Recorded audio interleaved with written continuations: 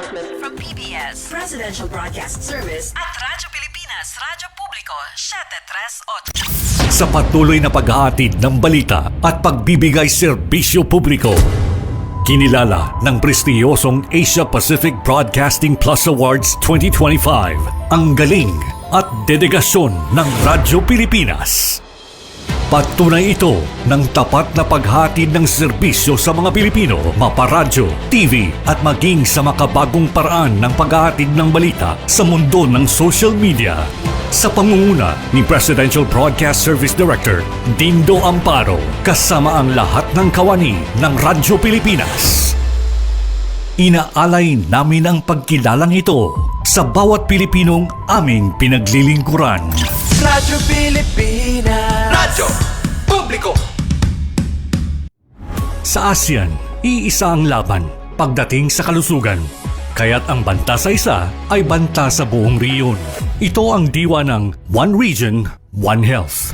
Alam niyo ba, noong kasagsagan ng pandemya, nagpadala ng tulong ang mga kapitbansa ng mga PPE, test kits at kaalaman. Dahil sa koordinadong aksyon ng riyon, mabilis at maayos itong naiparating sa mga nangangailangan.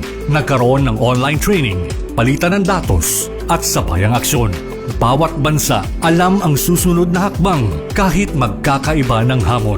Nagkaisa rin ang mga scientists at health workers mula sa iba't ibang bansa. Nagtulungan sila sa pagbabahagi ng research, pagbuo ng solusyon at pagtuturo para mas mapabilis ang tugon. At hindi lang kalusugan ng tao ang mahalaga. Minsan, ang sakit ay nagmumula sa hayop o kapaligiran. Lahat naramdaman natin yung impact ng COVID sa ating day-to-day living. And sabi nga nila is yung COVID may have come from bats na tumalon sa ibang species and then eventually sa humans. So nagkaroon tayo ng ganung klaseng awareness na ang biodiversity loss, pag nangalaga tayo ng kalikasan natin, it can actually support our efforts to prevent in the long term yung mga zoonotic diseases or mga pandemic. Kaya mahalaga ang kabuuang pagtingin sa kalusugan ng tao, hayop at kalikasan o ang tinatawag na One Health. Isa itong pagtutulungang paraan para sabay-sabay mapangalagaan ang lahat ng ito, lalo na laban sa mga bagong sakit, resistensya sa gamot at epekto ng climate change. Dahil sa ASEAN, mas mabilis ang tulong, mas handa tayo at mas ligtas ang bawat isa sa riyon. One Region, One Health. Paano nga ba mag-register para magkaroon ng schedule sa Bagong Pilipinas Presidential Action Center? Narito ang mga dapat gawin. Gamit ang iyong mobile device, pumunta sa eGovPH app. Pwede itong i-download mula sa Apple App Store o sa Google Play Store. Gumawa ng account. Ilagay ang email address, valid mobile number, pagkatapos ay makakatanggap ka ng one-time code sa iyong email. Gamitin ang code sa eGov app para sa verification ng iyong account at ng mga impormasyong ibinigay. Congratulations! Meron ka ng eGovPH app account. Pwede mo na ma-access ang iba't ibang serbisyo ng gobyerno kabilang ang mga serbisyo sa Bagong Pilipinas Presidential Action Center. Ito ang Presidential Broadcast Service. Radyo Pilipinas, Radyo Publiko Ng Bagong Pilipinas para sa Bagong Pilipino. Naghahatid ng mahahalagang balita at impormasyon na guugnay ng pamahalaan sa sambayanan. Tulay sa himpapawid ng serbisyo publiko. Radyo Pilipinas, Radyo Publiko, ang boses ng Pangulo. Sa Mega Manila, 738. Radyo Pilipinas, Radyo Publiko. Talakayang may kabuluhan, mga isyu ng bayan, impormasyong dapat nating malaman. The Big V. Tropang hindi dinadaga, nanunupalpal ng kasinungalingan, nagsisiwalat ng katotohanan. Big V. The Big V. Kasama sina Mike Cervera, Takero Miyamoto, Mark Ramos, Sangkay Janjan, Coach Jarrett, Chris Ulo, at Jake Magnus. The Big V. makakapal ang mukha, matitigas ang dibdib. Galit sa mga magnanakaw sa kaban ng bayan. The Big V. Makipagkulitan, makipagbardagulan, makipagtalastasan. The Big V. Sa Radyo Pilipinas, Radyo Publiko, 738. Yon, magandang umaga, magandang hapon at magandang gabi sa mga tagapakinig natin dito sa RP Insan. At syempre, dadalawa lang muna kami dito sa studio ngayon ng aking pinsan. Syempre, gwapong-gwapo to eh. Opo, at syempre Pilipinas, magandang hapon po sa inyong lahat. At eto nga mga kababayan, nandito tayo sa Radyo Pilipinas. Ang Radyo Pilipinas #1 ay available na rin sa Free TV. Ito po ay joint cooperation sa pagitan ng PTV at RP1. Oo, na mapapanood sa TV Plus Channel 3. Yan, oh. TV Plus Channel 3 at Apordabox Channel 45 hanggang 49. Nako, insan talagang ang luwag-luwag na, no? At syempre, insan hindi lang diyan sa TV, hindi lang diyan, mapapanood din ito sa 738 sa radyo. At syempre sa Facebook din, Facebook page, mapapanood po nila tayo, no? Insan, anong Tsaka balita? sa YouTube. At saka sa YouTube. Oo. Ano po? Yan. Yan. Ngayon, araw ng Agosto 22, 22 na ba ngayon? Minsan nakakalimutan ko isa sa dami ng trabaho. 23. Oo, kahapon pala. Tingnan mo, nakakalimutan ko yung araw. Nakatulog ka ba? Petsa. Wala pa akong tulog kasi galing kami ngayon sa outreach. Namigay kami ng mga libro, mga electric fan at pangangailangan ng mga estudyante, nursery yung aming tinulungan kanina. Pero hindi naman yan yung ating tatalakayin. Habang inaantay natin yung ating mga kaibigan. Kasi medyo matraffic ngayon, Baka mamaya-maya pa sila darating. Hinsan, ano ba ang ating tatalakayin ngayon? Ayun, so bati muna ako. So ako nga pala si Takeru Miyamoto. So maraming salamat sa patuloy po na pagsuporta po sa The Big V. So The Big V na kami ngayon And then syempre po kasama rin po natin si Coach Jared po. Okay, si Coach. Yon, nandyan pala si Coach, Nandyan na, Sound. Walang music si Coach, Ay, walang sound si Coach. Nako, zero balance billing. Andali. Ano zero balance? Hindi, nababasa ko doon sa news update, galing Nawala. Okay, nawala si Coach Jared, antayin natin na lang. So, insan, anong una nating bali, syempre pag-usapan natin yung nangyari sa buong linggo. So, yung isa sa pinakamainit na pinag-usapan ngayong linggo, yung panibagong pagsisinungaling na naman ni Sara Duterte. Nako. So, wala namang bago doon, di ba? Talagang sinungaling naman talaga yan.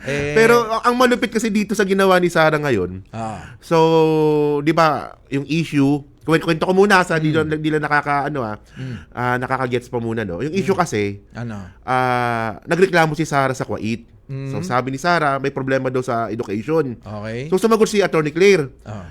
Kung may problema pala sa education, may kasalanan ka rin doon kasi naging deputy secretary ka 2 taon. Ang dami mo naging problema doon. Totoo naman. Yung classroom.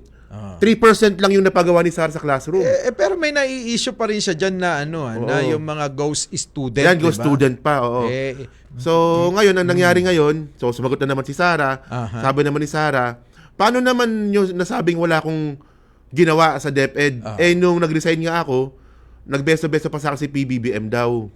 Tapos, amoy alak daw si BBM. Teka muna, doon sa nagbeso-beso na kung yun ang sagot doon sa katanungan o sa sinabi ni Attorney Claire na kasama ka rin doon kung sinasabi mong walang nangyari sa DepEd, kasama ka rin doon, kamo, di ba?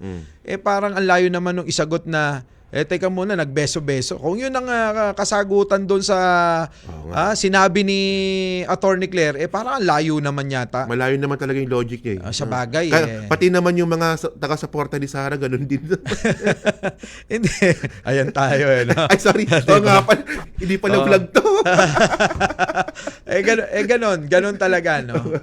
Ganon talaga. Pero insan kasi, yung point natin dito, yung sinabi nga ni Sara na pinigilan daw siya ni Presidente Bongbong Marcos na mag-resign. Sasagutin ko yan. Tapos nagbeso-beso daw. Tapos alas 10 daw ng umaga, 10:30 AM daw. Sasagutin ko ulit yan. 10:30 AM daw, amoy alak daw. Ayun daw yung failure. Yun. Kaso nga, unang-una, doon sa sinabi niya na, na alas 10:30 ng umaga, sinagot ni, dating secretary, Cheloy, Gerapil, na ang sinabi, kung hindi ako nagkakamali, ay alas 2:21 ng hapon. So magkaiba na yon, di ba?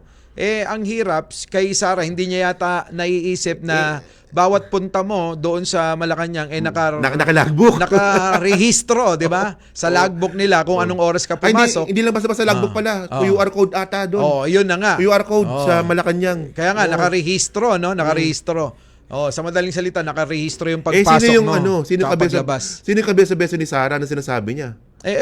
Ewan ko, alam mo naman minsan si Sara maraming nabubuong istorya sa isipan niya. Na baka naman nandyan na, no? Nandyan na si Coach. Coach, bumati ka muna bago namin ituloy yung aming tinatalakay din Ayan, hello everyone Okay na. sa mga viewers po ng Radyo Pilipinas dito sa 738. This is Coach Jared. Kamusta po kayong lahat? Pasensya na po, I am out of towns, kaya ganito. Out of towns. Out of Sana towns. all. Ayun. Opo. Ayan, ano ba na-miss na, Bossing? Ano ba na-miss natin dito, Ayun Bossing? nga, yung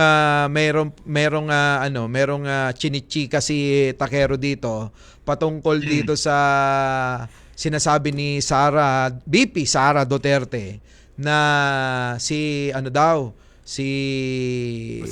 presidente daw ay amoy alak. Yun. Na amoy whiskey, parang gano'n Yun sinasabi. Ano ba masasabi mo doon? Na-debunk na yan, di ba? Na-debunk siya nung post ng PCO. Shinare daw ni Takero yun ni Boss Takero. Ayun nga. Yan na nga. Para sa akin kasi, pagka may mali sa isang istorya, Mali na lahat. Mali na lahat di ba? Lalong-lalo na kapag ikaw ay mataas ang katungkulan sa bansa. Di ba? Kapag may mali sa kwento mo, mali na lahat 'yan. Paano pa ba natin paniniwalaan kung lagi naman marami ng mga ganong mga sitwasyon na maraming sinasabi si BP Sara na hindi tumutugma sa katotohanan at laging nababara ng Malacanang, di ba? Kaya para sa akin ayoko na nga patulan yan sa totoo lang at ayoko. Pero kasi ang layo kasi ng sagot niya nung sinabi ni Attorney Claire na yung DepEd 3% lang yung napagawa mong classroom. Tapos 100 million sa Go Student, no? Hindi lang marami siyang palpak sa DepEd Yung yung what do you call this, yung sa laptop. May problema din. DepEd laptop. DepEd laptop. Yung pinakamalupit, Coach, tsaka Insan Mike. Yung kinaltasan yung mga teachers sa GSIS. Kinaltasan, hindi ni-remit sa GSIS.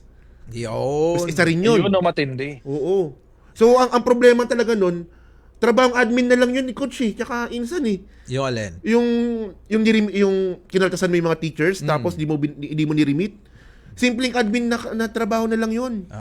Admin task lang yun. Admin task Reporting lang yun sasabihin na naman ng mga taga-suporta ni BP Sara ano naman connection niyang sinasabi mo, Takero ang pinag-uusapan lang natin dito Alak. yung alak bakit bakit Hindi may pinapasok ang iba? Hindi nagsimula kasi yung Ganyan sila. Okay. Gusto kong ibig sabihin. Okay. Ganyan sila magpalusot ng pagkakamali ni Sara Duterte, ni BP Sara Duterte, si Coach, ewan ko, baka merong kasi Boss Mike, ang problema kasi doon sa sinasabi nila kasi. Gusto nila kasing palabasin na presidentiable. Yan ang problema. So gusto nilang palabasin na, at saka di ba kinlaim ni Sara Duterte na paano daw siya magiging non-performing siya raw ay pinigilan ni Presidente Bongbong Marcos na mag-resign. Sasagutin ko ulit yan. Bakit daw siya naging ganon?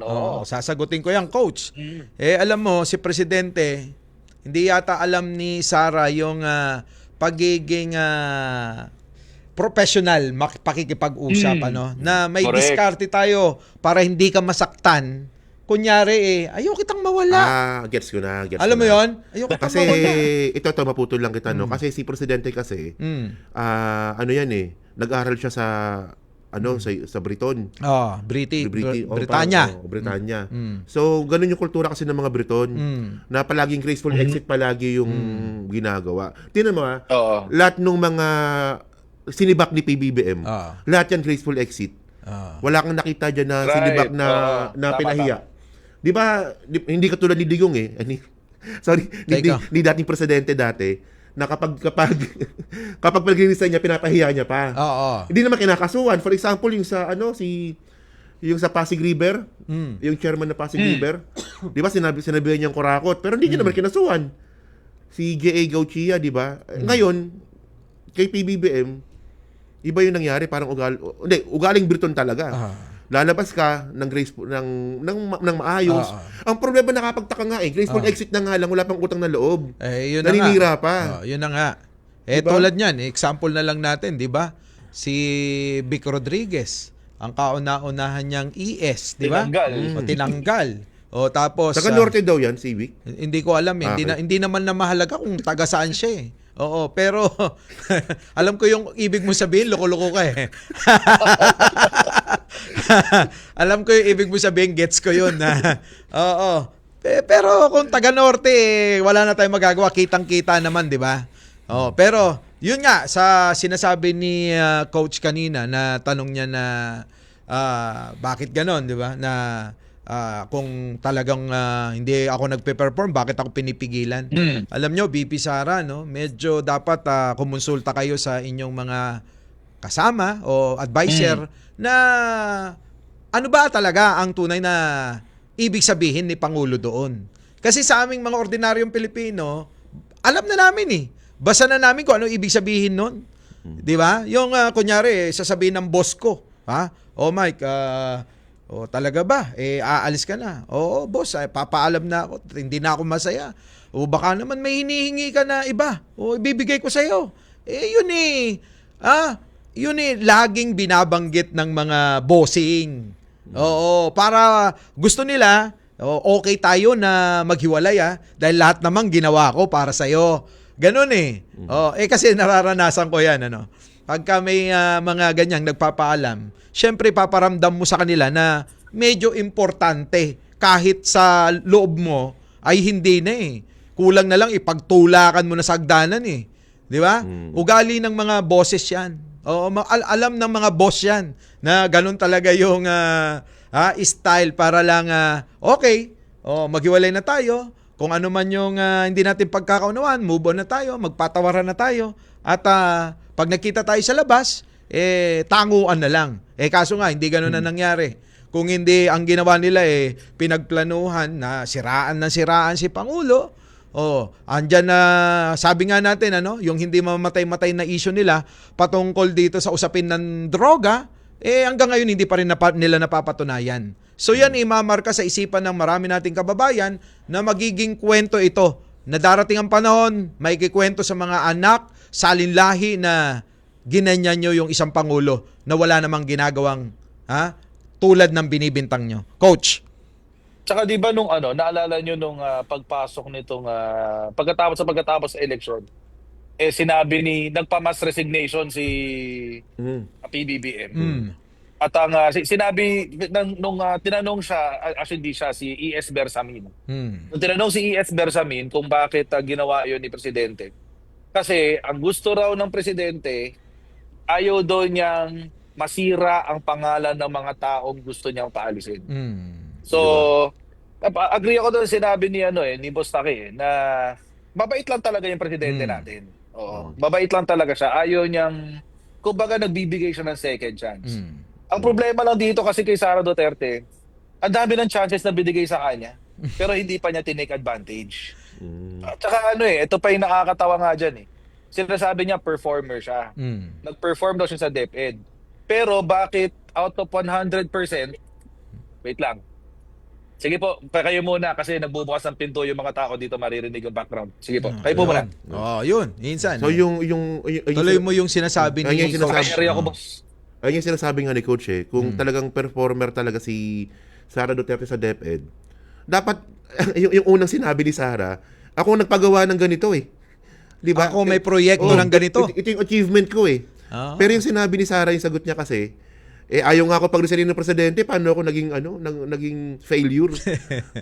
Para sa akin mababaw 'yun na yung pinakamalupit, yung pinakamalupit. Ayun nga, pinakamalupit. tuloy ko lang yung kwento ko kanina. Sige. Sorry. Tuloy ko lang yung kwento ko kanina, sorry. So yun nga, out of 100% na classroom na dapat gawin, 3% lang ang natapos niya. So paano yung masasabi performer yun?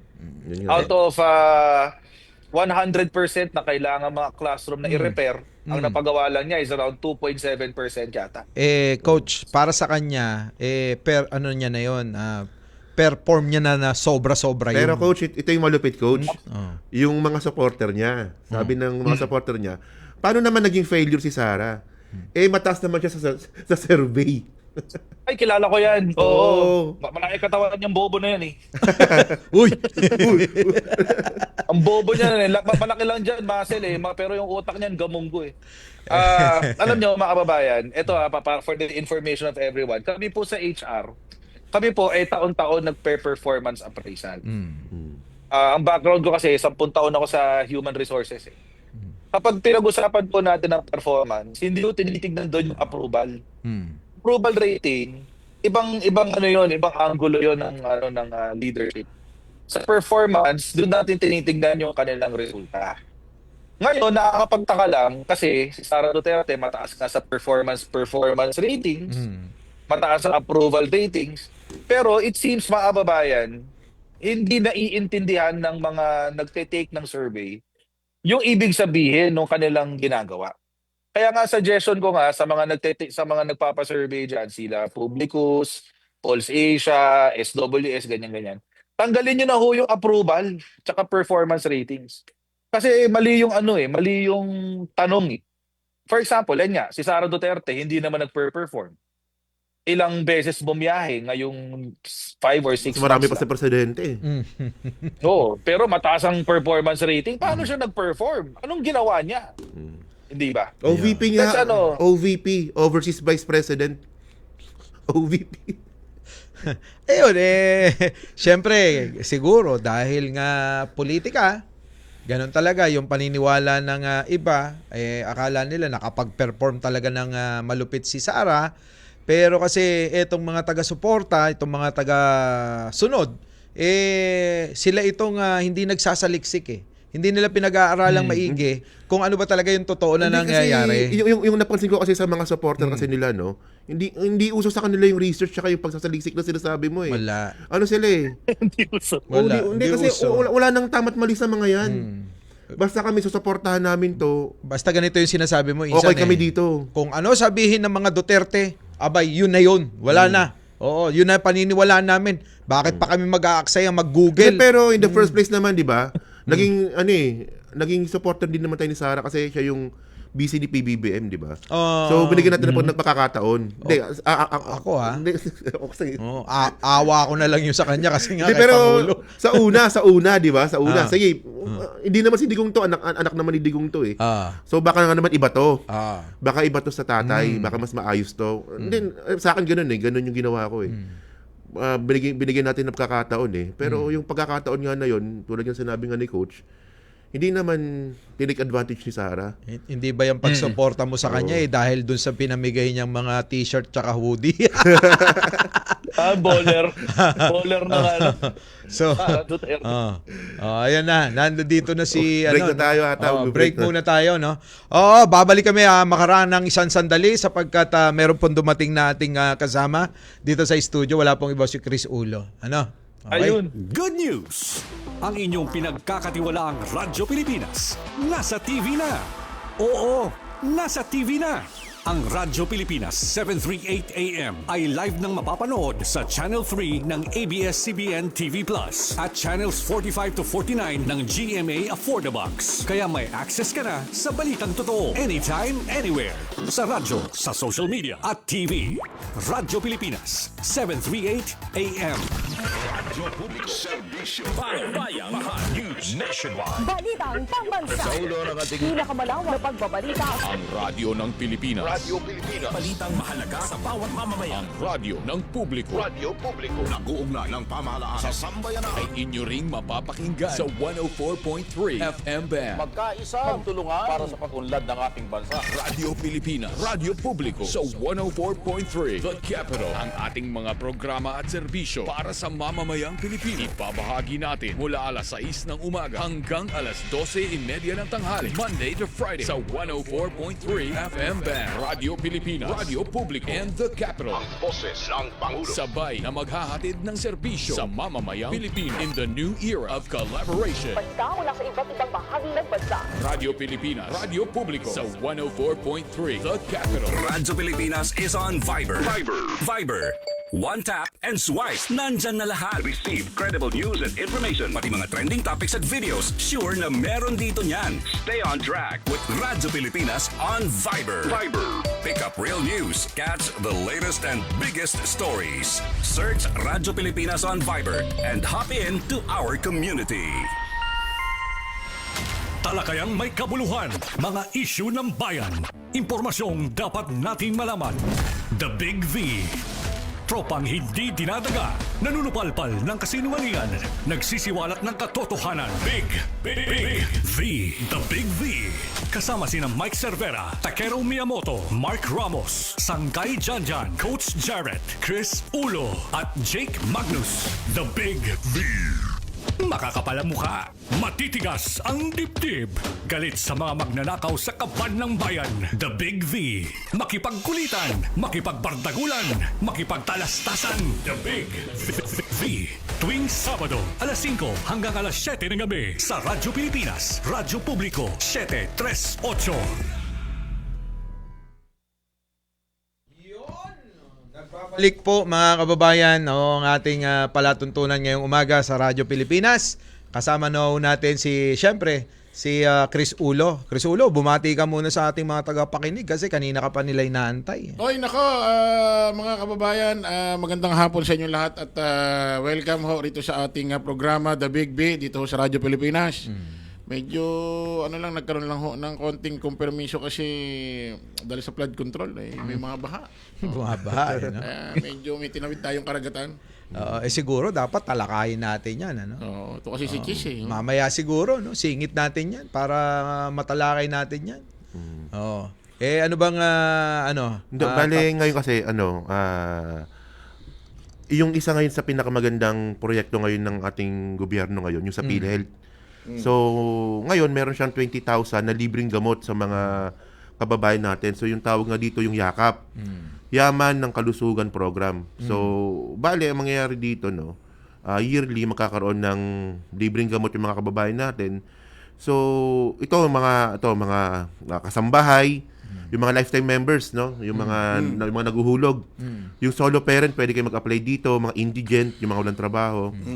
Tapos pati yung mga 4Ps. Senior citizen kasama, PWD, infants, tsaka mga bata 21 years old pababa. So, liwanagin natin. Oo. Kung hanggang kailan, gaano katagal yung sakop ng 20,000 na ano ba yan? Ano ba tawag natin yan? Yakap. Bali ito yung proyekto ng PhilHealth. So, bali mangyari dito, syempre, hindi naman to kasi ang gusto ata ng ibang mga kababayan natin, pagpunta mo ng ospital, gamot ka agad. Hindi, may proseso to.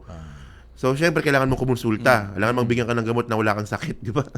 So, kailangan mong kumonsulta muna kasi, sa mga accredited. Oo, kasi akala nila, pagka ganun, hindi ho ganun ang ang serbisyo. Ito kasi insan maputol muna kita, kasi may mga kababayan kasi tayo na yung reklamo nila, bakit daw merong guarantee letter? Bakit meron parang guarantee letter? Kasi ang ibig sabihin nun, ginaguarantee ka ng isang politiko na hindi ka bogus. Teka muna. Doon muna tayo sa 20,000. Sige. Ano ba 'yon? Ano ang hanggang saan ang sakop niyan? Hanggang kailan? So, yan ba kada linggo, kada buwan, kada taon? Kada taon to. 20,000 every so, year. kada taon ay merong ibibigay na tulong ang gobyerno na nagkakalaga ng 20,000 para sa True PhilHealth para sa kanilang mga maintenance siguro. Ano? Siguro yung mga senior citizen pero okay kasama. na yun kasi yung 20,000 na yun, sakto na yun sa kung may sakit ka sa high blood, sa blood pressure, tsaka sa sugar mo kang pasok na yung 20,000 na. Kung may ibang sakit, di napasok talaga. Pero kung high blood tsaka blood pressure lang naman tsaka sugar, pasok na yun. Malaking tulong na sa mga kababayan natin. Paano makiklaim? Yan. Yun. Papasok doon sa paliwanag mo kanina. So, yung una, kailangan mong kumonsulta sa accredited ng yakap. No? Tapos, yun na. So, resetahan ka na. Tapos, outpatient laboratory. Yan. So, kailangan ng laboratory. So, may mga accredited na hospital dito. So, kailangan lang nyo lang siguro magpa-register muna.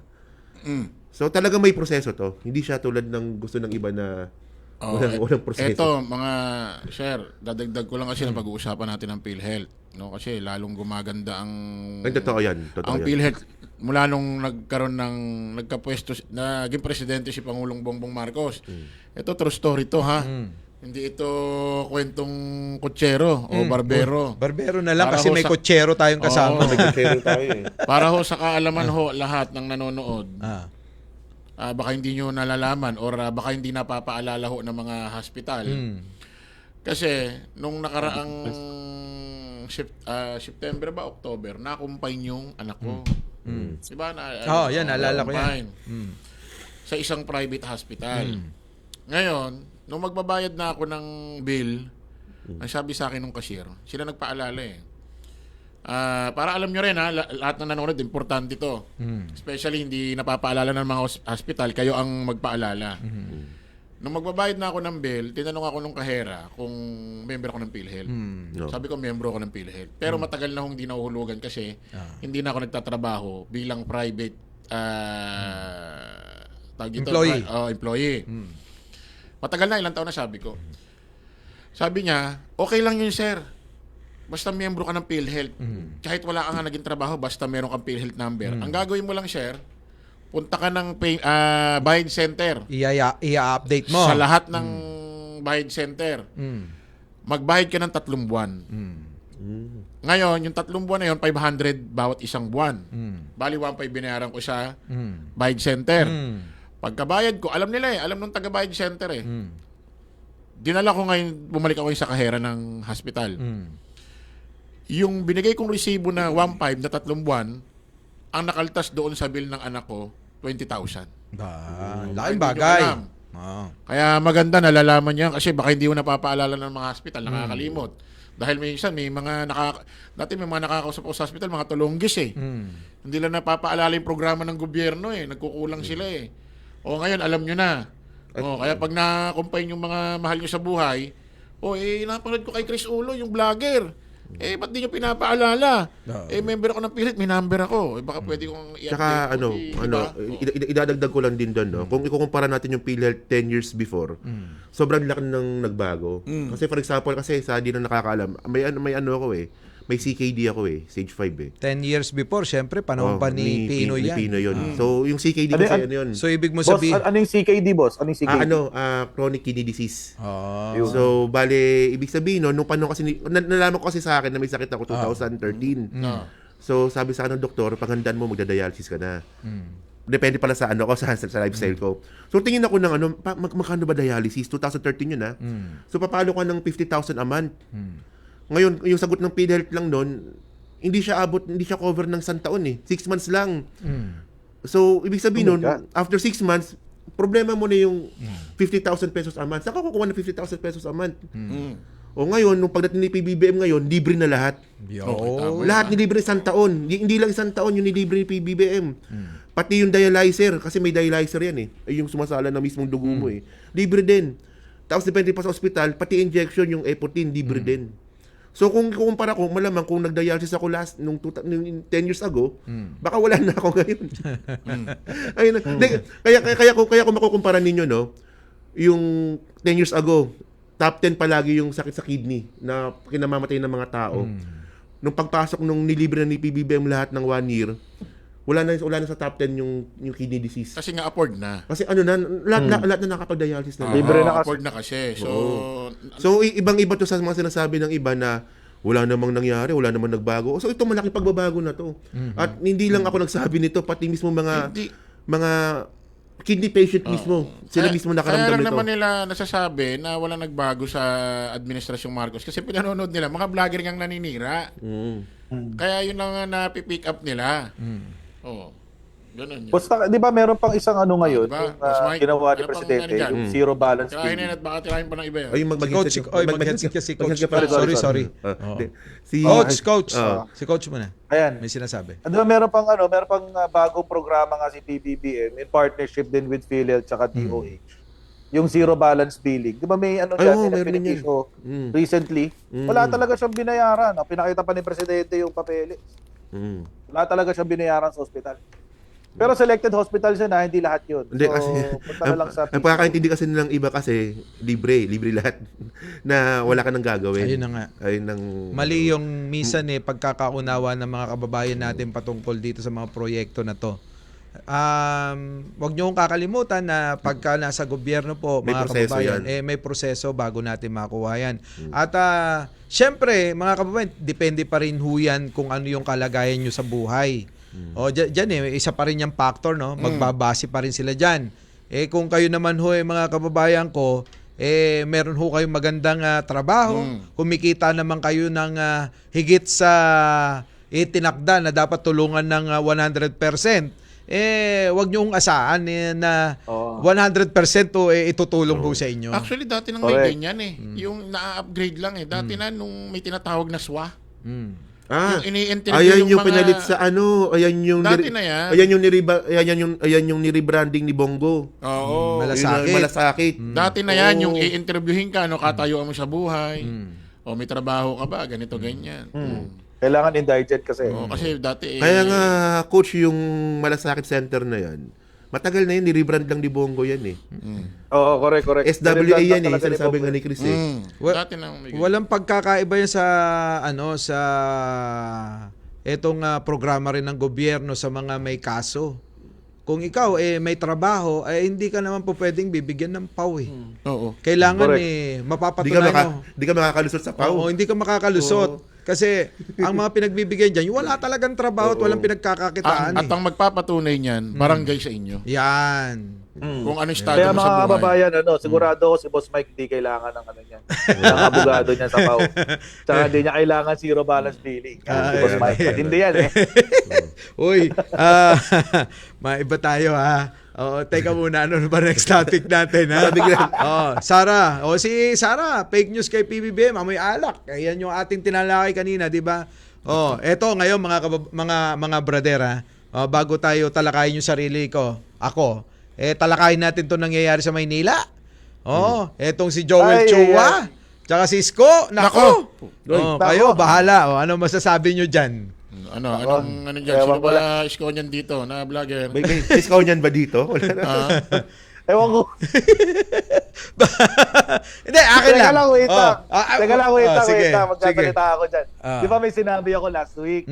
Di ba sabi ko last week na na maraming trabaho ang mayor. Sana na hindi lang puro linis kalsada. Ngayon, napatunayan na kailangan din pala ng linis estero. So, wala, lubog sa bahay. Pero ito, pupunta tayo kay, yung kay Joel Chua. Ang sama ng timing nung away nila. Sa bagay. Kasi sila pareho. Sama ng timing nung away nila kasi binabaha ang Maynila Tapos inunan nyo pa yung maaway. Alam mo ba nang binaha pati loob ng munisipyo? Nako. Ayun na nga. 'Di ba? Sa akin lang. Total naman, dating magkaibigan, dating magkasama, dating magkaalyado. Team Lacuna yan Bakit hindi na lang kayo mag-usap ng personal at doon kayo magpaliwanagan kaysa dinadaan nyo sa social media yung mga tao na mga taga-suporta nyo na dadamay sa away ninyo. Di po ba? Para sa akin, bilang dating magkasama, mag-usap na lang kayo ng personal.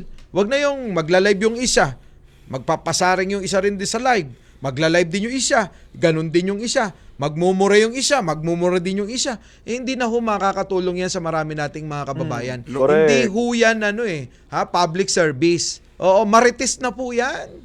Na yung mga tao nangingi ano ka ngayon? Nangingi marites na rin ngayon saan kayo ngayon? Diba? Team Isko o Team Joel ba kayo? Ako wala akong kinakampihan diyan. Lugi si Joel Chua sa awayan kasi si Isko may pagka-vlogger Sanay si Isko minuminuto nagla-live si Chua madalang yung At saka si Isko maraming nakasunod na vlogger sa kanya. Oo, maraming Diba? maraming taga-Miron. Maraming taga-Miron si Isko. Diba? Kay Joel Chua parang sarili niya lang. Talaga ng timing. Sorry, Brad. Kasi Boss Mike. Sige, boss. Tirahin mo na.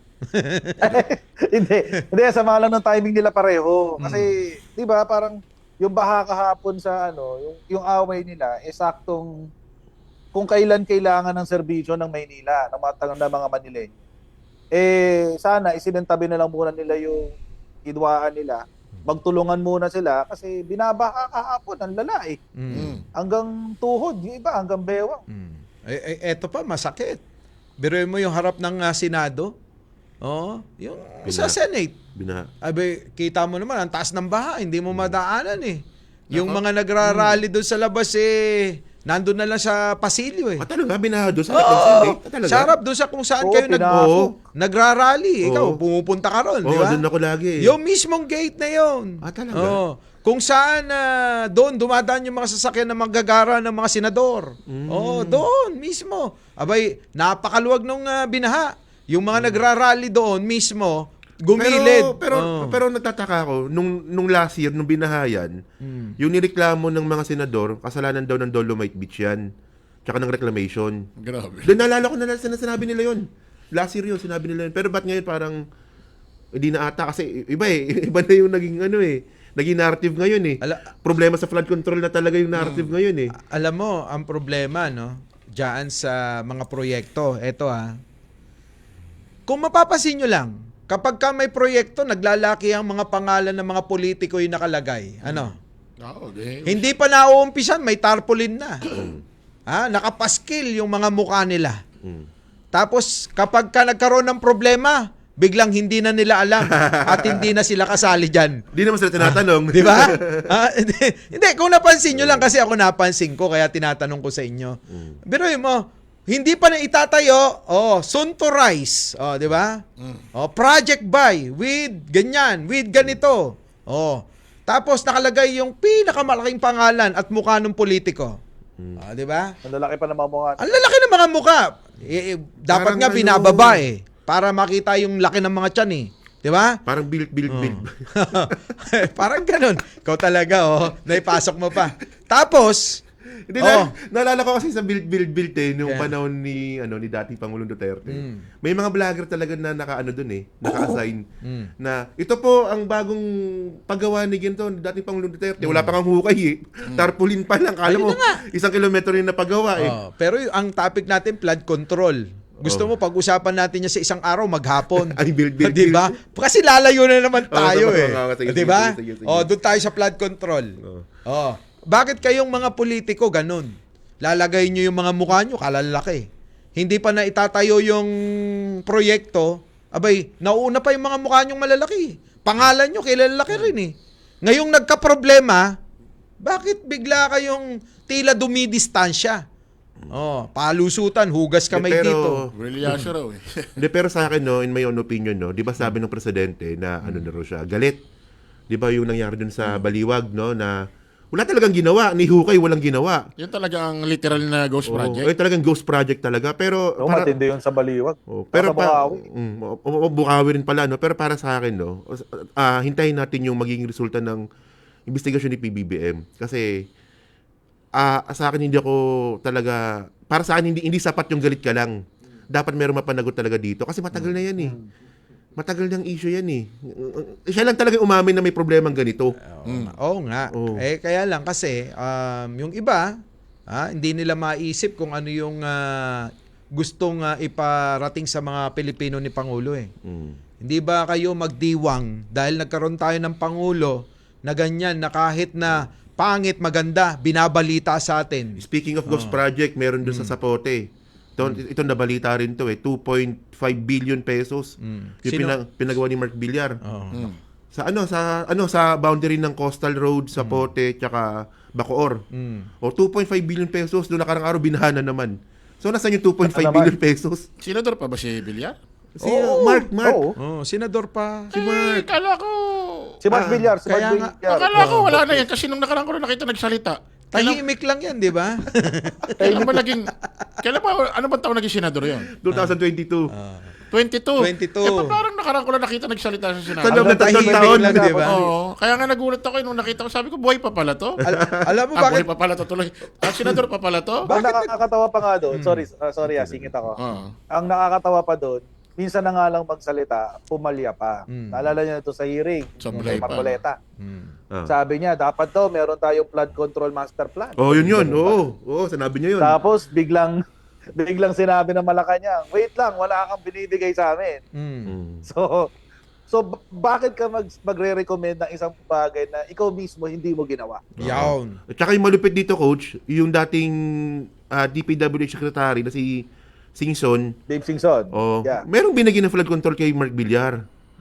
No? Tinago niya lang ata tapos hindi niya implement. Hindi ako nagkakamali Nung naging presidente si dating Presidente Rodrigo Roa Duterte. Parang naalala ko unang inapoint niya talaga sa ahensya ng gobyerno DPW si Mark Villar talaga no. Mark Villar talaga. Parang nung nakita niya agad umangat yung numero niya sa TV. Uy, magiging presidente na ako. Parang inapoint niya na agad. Hindi pa nalilipat sa kanya yung kapangyarihan. Gusto niya na yata maging sekretary ng DPW si Bakit kaya? Possible kaya? Tatanungin, aking opinion to Ito. Aking opinion muna to. Tanong ko lang muna sa inyo Sa tingin nyo nagpinance kaya ng salapi nakikita sa sose yun ang mga Villar kay Digong nung nangangampanya? Nasa sose yun. Nasa sose. Minsan, ganito yan. Minsan hindi naman dinideklara yan Diba? Under the table yung mga ibang mga donasyon Underdeclared, right? Diba? Hindi talaga dinideklara yan. Lalo na kapag ka magkakilala, diba? Marami tayong alam dyan kay Villar na yan. Sa sponsor. At saka mga boss, di ba nag-recently, since pinag-uusapan yung flood control, nagba-viral din ngayon yung meron daw mahigit 300 billion na flood control scam nung panahon ni Rodrigo Duterte. Na hindi na isiwalat, hindi na imbestigahan, walang nangyari. So, kung ikukumpara mo nga ngayon yung present administration tsaka yung previous administration, swerte tayo na nandito si President Bongbong Marcos na sinisigurado na malinis yung trabaho ng DPWH. Kasi siya mismo nag-expose Alam mo, nung panahon ni Digong, wala. Coach, madagdag ko na, buti nabanggit mo yan. Ibig mo sabihin, lumalabas, may mga lihim dati sa panahon ni Digong na ngayon lang na-expose. Ngayon lang nailabas, Boss Prince. Na naitatago sa taong bayan na dapat nalalaman. Wala pa, malaki pa. Parang ano pala yan, yung pondo ng kanino? Kay Napoles? Yung pondong inilipat. Yung PDAF? Insertion. Yung nilipat ni Digong na pondo. Doon sa isang ahensya tapos nagtanim siya ng mga tao niya doon yung panahon ng pandemic. Yung Department sa Parmali ba yan? Parmali. Na ngayon lang nabubuking. Di parang ganun pala. Ibig sabihin, maraming hindi alam ang taong bayan dati na ngayon lang na-expose. Ngayon, ang ginagawa lang ni Digong nung siya presidente, ang lagi niya lang pinapabango sa mata ng tao, drug war. Pero sa likod ng camera, maraming mga katiwalaan. Saka NPA, boss. Droga. Grabe ka talaga, Digong, ang pinagagawa mo sa Pilipinas. Kapag ka kumontra ka sa kanya, ire-red tag ka. Di ba? Basta. Dalawa lang yun drug tagging o red tagging. Ano pa pala? Coach, yung pondo pa pala ng PhilHealth na 600 billion na hindi nagalaw, na hindi na ibigyan sila ng... Yun, ngayon lang din na expose yun. Noong panahon ni Digong, hindi rin, di ba? Grabe ka Marami talaga, pa kahit sa PCSO, di ba? Dami ring na-expose. Si Garma, naging showtime, ngayon lang din na-announce. Talaga ba? Showtime ni Digong si Garma. Ngayon lang din na-expose. Talaga ba yan? Hindi ba chismis yan? Grabe talaga to si Digong. Chismis lang yata yun. Sabi na naman tulpo Bossing, disclaimer muna tayo. Disclaimer tayo. Ay, disclaimer lang po, ang sinabi ko hindi kami nagsabi si Ramon Tulfo. Galing sa kanya yan. Marami pa namang iba, di ba? Tulad yan, kung mag-uungkatan ng mga korupsyon, tulad ni Sara, inimbak yung mga gadget, laptop, at marami pang iba na dapat ipinamahagi sa mga mag-aaral o sa warehouse. Nabulok din yung mga pagkain, yung mga Nutriban, di ba? Grabe. Yung Nutriban alam mo, may tumawag sa akin. Sorry, Boss Mike. Ano, Coach? Sige, Boss Mike. Tapos May tumawag sa akin na grabe daw yung hanggang sa ngayon, mula kay Sara, hanggang sa ngayon nangyayari. Dahil naging kultura diyan sa DepEd, may nagsabi sa akin na isang na contractor diyan sa DepEd. Kala ko dati mong ex. Tayo dyan. Contractor na. Contractor, banat.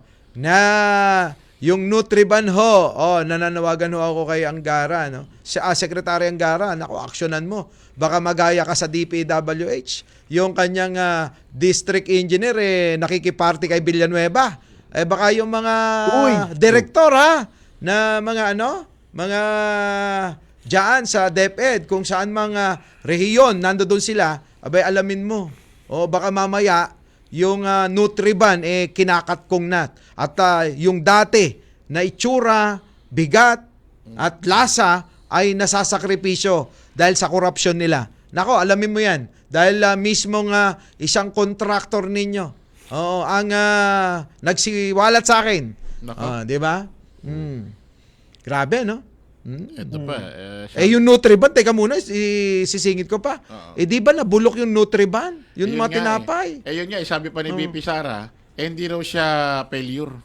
Yun lang doon lang sa Nutriban, failure ka na Baka kasi kumakain siya ng panis. Kaya nga sabi ko, ano kaya pagkakaunawa niya doon sa failure, Hindi pa pala failure. Baka kumakain ng panis ng Nutriban si Sara, kaya sinabi niya hindi siya failure. Pero alam nyo, vlogger na ngayon. Parang pinyol yan, Lakas makapinyol doon. Vlogger na raw si Sara. Vlogger na. Biruin mo nagbablog sa may sa taas na upuan. Hindi. Sa ibang bansa. Meron kayong hindi alam Sa Paris yata yun. Ito nag-vlog ba naman, binibidyo. Hinahanap si Kitty, pumasok sa CR, binidyo yung mga nandoon, mga babae sa loob. Nako po. Bawal yun Di ba? Privacy yun, CR yun. Naka-live yun? Naka-live! Binibidyo ni BP, ang galing ng pagkaka-vlog mo, Ron. Meron doon? Ibig sabihin, meron nga nun? Trending ba? Trending na? Meron. Ibig sabihin, abogado, vice president, ganun galawan? Oo. Abay, may tama talaga. May tama yung sinasabi niya. May tama talaga meron pa. Isang vlog yun. Meron pang isang vlog. Habang inahanap niya, binabanggit yung mawalang galang na ho siya mga naghahaponan, nagagaan at mga nananghalian yung dumi. Sabi, paano ko ba sasabihin ito? Sabi ni Jebs. yung libang. Alam naman natin, di ba? Sa mga Bisaya pagka nasaan na si Sara, kanina pa nalilibang. Parang sa ating kasi, di ba, parang kanina pa na ebs, gano'n, kanina pa na ganon kasi ang pangit pag sinabi mong di ba? Pangit yun. Alam naman siguro ng mga manonood kung ano ibig sabihin doon. Pero mo yung binablog. Mapanood na yan. Hanggang nga makarating doon sa CR. Matindi talaga, Tawa nga ako ng tawa nung napanood ko yan. Meron pala nun. Ibang klase, vlogger na yung vice presidente. Vice President, abogada, ganun galawan, parang tambay lang sa alam niyo, yung yung naisip talaga ako, sa ganyang attitude ni Sara, anong klaseng critical thinking meron yung mga supporter niya, na hanggang ngayon nagasuporta pa rin niya. Yung suporta pa rin sa mga Duterte. Hindi pa nila naisip na isipin niyo pag yan naging presidente yan tulad ng gusto nila, ayan ang iharap natin sa buong mundo na kasi pag presidente ka, ikaw yung representative na Pilipinas O ito, Pilipinas, si Sara. Ano gagawin yan dyan? Di ba? Ito nga yung sinasabi ko sa'yo kanina pa. itong mga tagasunod ng mga Duterte, sabihin na natin, ano. Itong mga ito, kung ano lang yung sabihin nila, yun na lang yung paniniwalaan nila. Hindi na nga sila mag-google, hindi na magre-research, tulad ng sinabi mo kanina. Dahil kung ano yung sinabi nila, yun na lang talaga paniniwalaan at susundin pa. Hindi lang paniniwalaan, susundin pa nila. Tsaka piloso po yung mga yan. Kasi minsan wala akong magawa. Minsan sa bahay, umi-epal ako sa mga TikTok. Nakita ko sa mga TikTok live. Subukan yung i-research yung ganito. Utusan mo pa kami mag-research? Ganun sila. Ganun sila. Ibang klase talaga itong mga to. Wala nang tama't mali sa mga to. Wala na. Diba? Basta ang tama sa kanila, mga Duterte, wala na. Tayo naman kasi, di ba, alam naman natin na taga-suporta tayo ni Presidente Bongbong Marcos. Ako sinasabi ko, pag may maling presidente, basta polisiya yan, tsaka critical, yung maayos naman na pagbatikos, okay yan. Walang problema batikosin yung presidente. Oo naman. Okay yan, kasi walang perfectong gobyerno. Sa buong mundo, walang perfectong Bibigyan gobyerno. kita ng halimbawa. Okay, Na yung pagkakaiba ng sumusuporta kay Pangulong sige. Bongbong at saka sa mga Duterte. Yung jet ski holiday ni Vice Ganda.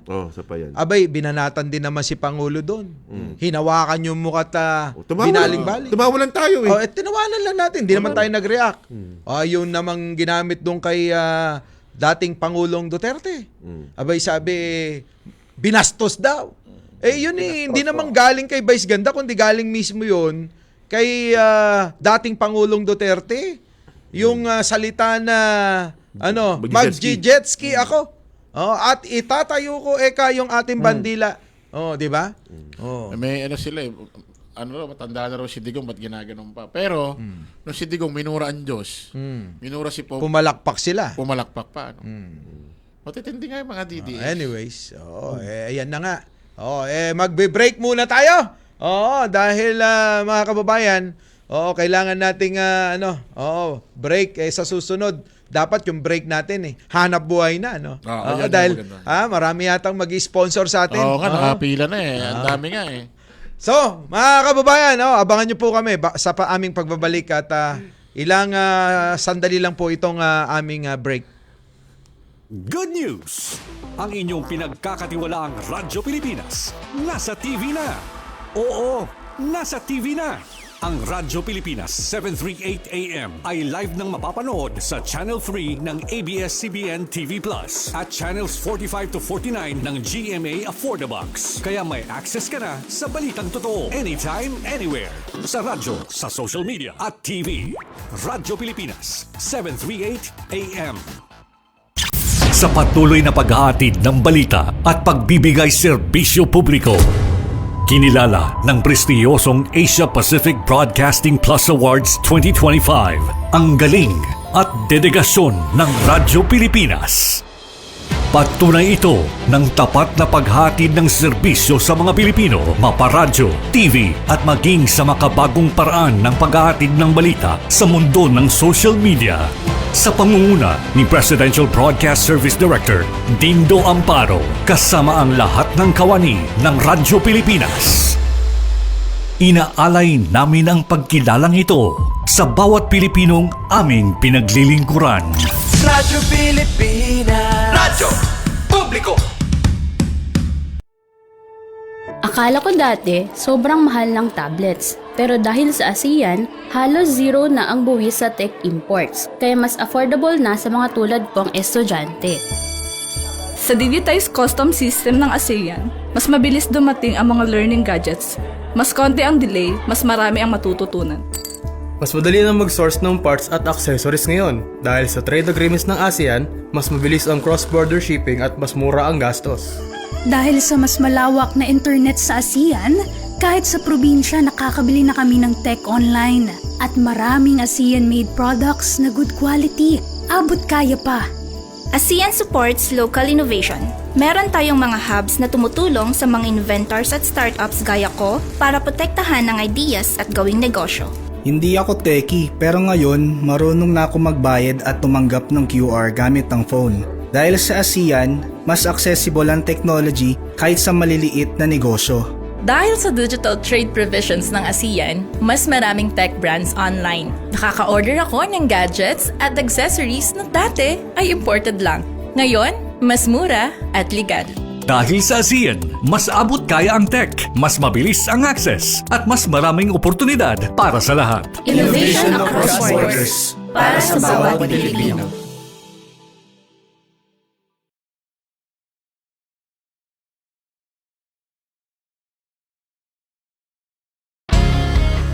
Paano nga ba mag-register para magkaroon ng schedule sa Bagong Pilipinas Presidential Action Center? Narito ang mga dapat gawin. Gamit ang iyong mobile device, pumunta sa eGovPH app. Pwede itong i-download mula sa Apple App Store o sa Google Play Store. Gumawa ng account. Ilagay ang email address, valid mobile number, pagkatapos ay makakatanggap ka ng one-time code sa iyong email. Gamitin ang code sa eGov app para sa verification ng iyong account at ng mga impormasyong ibinigay. Congratulations! Meron ka ng eGovPH app account. Pwede mo na ma-access ang iba't ibang serbisyo ng gobyerno kabilang ang mga serbisyo sa Bagong Pilipinas Presidential Action Center. Ito ang Presidential Broadcast Service. Radyo Pilipinas. Radyo Publiko ng Bagong Pilipinas para sa Bagong Pilipino. Naghahatid ng mahahalagang balita at impormasyon na guugnay ng pamahalaan sa sambayanan. Tulay sa himpapawid ng serbisyo publiko. Radyo Pilipinas. Radyo Publiko. Ang boses ng Pangulo. Sa Mega Manila, 738. Radyo Pilipinas. Radyo Publiko. Talakayang may kabuluhan, mga isyu ng bayan, impormasyong dapat nating malaman. The Big V. Tropang hindi dinadaga, nanunupalpal ng kasinungalingan, nagsisiwalat ng katotohanan. Big V. The Big V. Kasama sina Mike Cervera, Takero Miyamoto, Mark Ramos, Sangkay Janjan, Coach Jarrett, Chris Ulo, at Jake Magnus. The Big V. Makakapal ang mukha, matitigas ang dibdib. Galit sa mga magnanakaw sa kaban ng bayan. The Big V. Makipagkulitan, makipagbardagulan, makipagtalastasan. The Big V. Tuwing Sabado, alas 5 hanggang alas 7 ng gabi sa Radyo Pilipinas, Radyo Publiko, 738.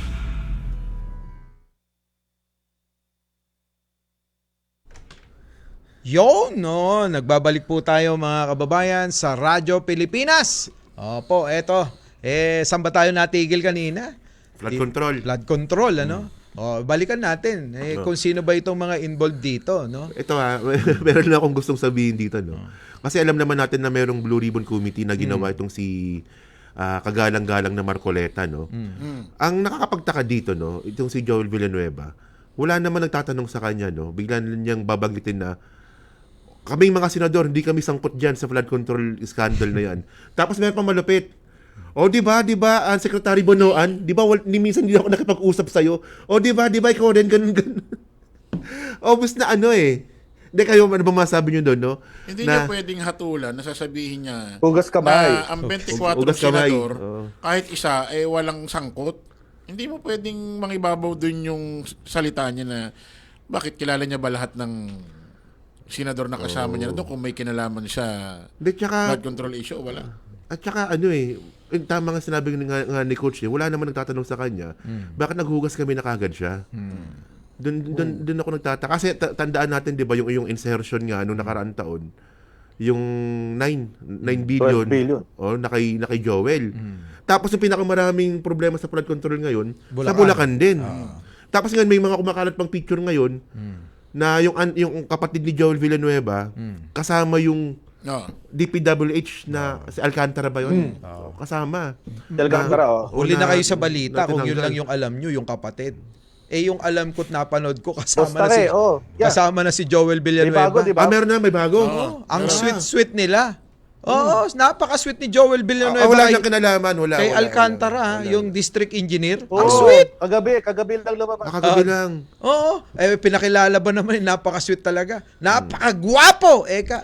Pero yung tanong ko sa inyo, yung nangyari bang Blue Ribbon Committee ni Marcoleta, paghahanap ba to ng katotohanan o baka nagiging platform lang to ng paghugas kami ng mga senador? Tingin nyo lang. nagagamit tong hearing platform na to kung paano rin sila makaligtas. Kasi karamihan ng mga senador na nandun, ganun yung ginawa eh. Una nga si Joel. Pangalawa si Bongo, na alam naman natin na kontratista din yung mga kamag-anak, pati rin siya. Pati may isa pa. Si Kaya nga Bilyar. Kaya nga dapat hindi talaga sila ang nag-iimbestiga. Hindi talaga dapat, ang Congress hindi dapat sila mag-iimbestiga. Ang Senate hindi dapat talaga sila mag-iimbestiga. Dapat iba. Si PBBM na nga dapat. Tsaka si Magalong. Third party auditor dapat. Third party dapat. Oo. Singit lang ako Singit lang ako. Singit lang ako mga kapatid. Ito nga yung ito nga yung parang tawag dito. Hypocrisy o pagiging hipokrito ng hearing na ginagawa ni Senator Marcoleta. Imagine, si Joel Villanueva, sabi nga ni Boss Mike kanina, nakitaan na ng ebidensya na chami-chami siya doon sa kontraktor ng Bulacan, yung corrupt na kontraktor ng Bulacan. Si Mark Villar, na senador din, siya rin ay involved doon sa mga flood control projects kasi nga nung nakaraang administrasyon sa yung DPWH secretary, may 300 plus billion na flood control money na nawawala at hindi natin alam kung saan napunta. So involved siya doon. So ano ba talaga yung gustong gawin dito? Bongo pa, coach, si Bongo. Binibigyan lang ba niya ng plataforma dito? Congressman, senator na pala, sorry.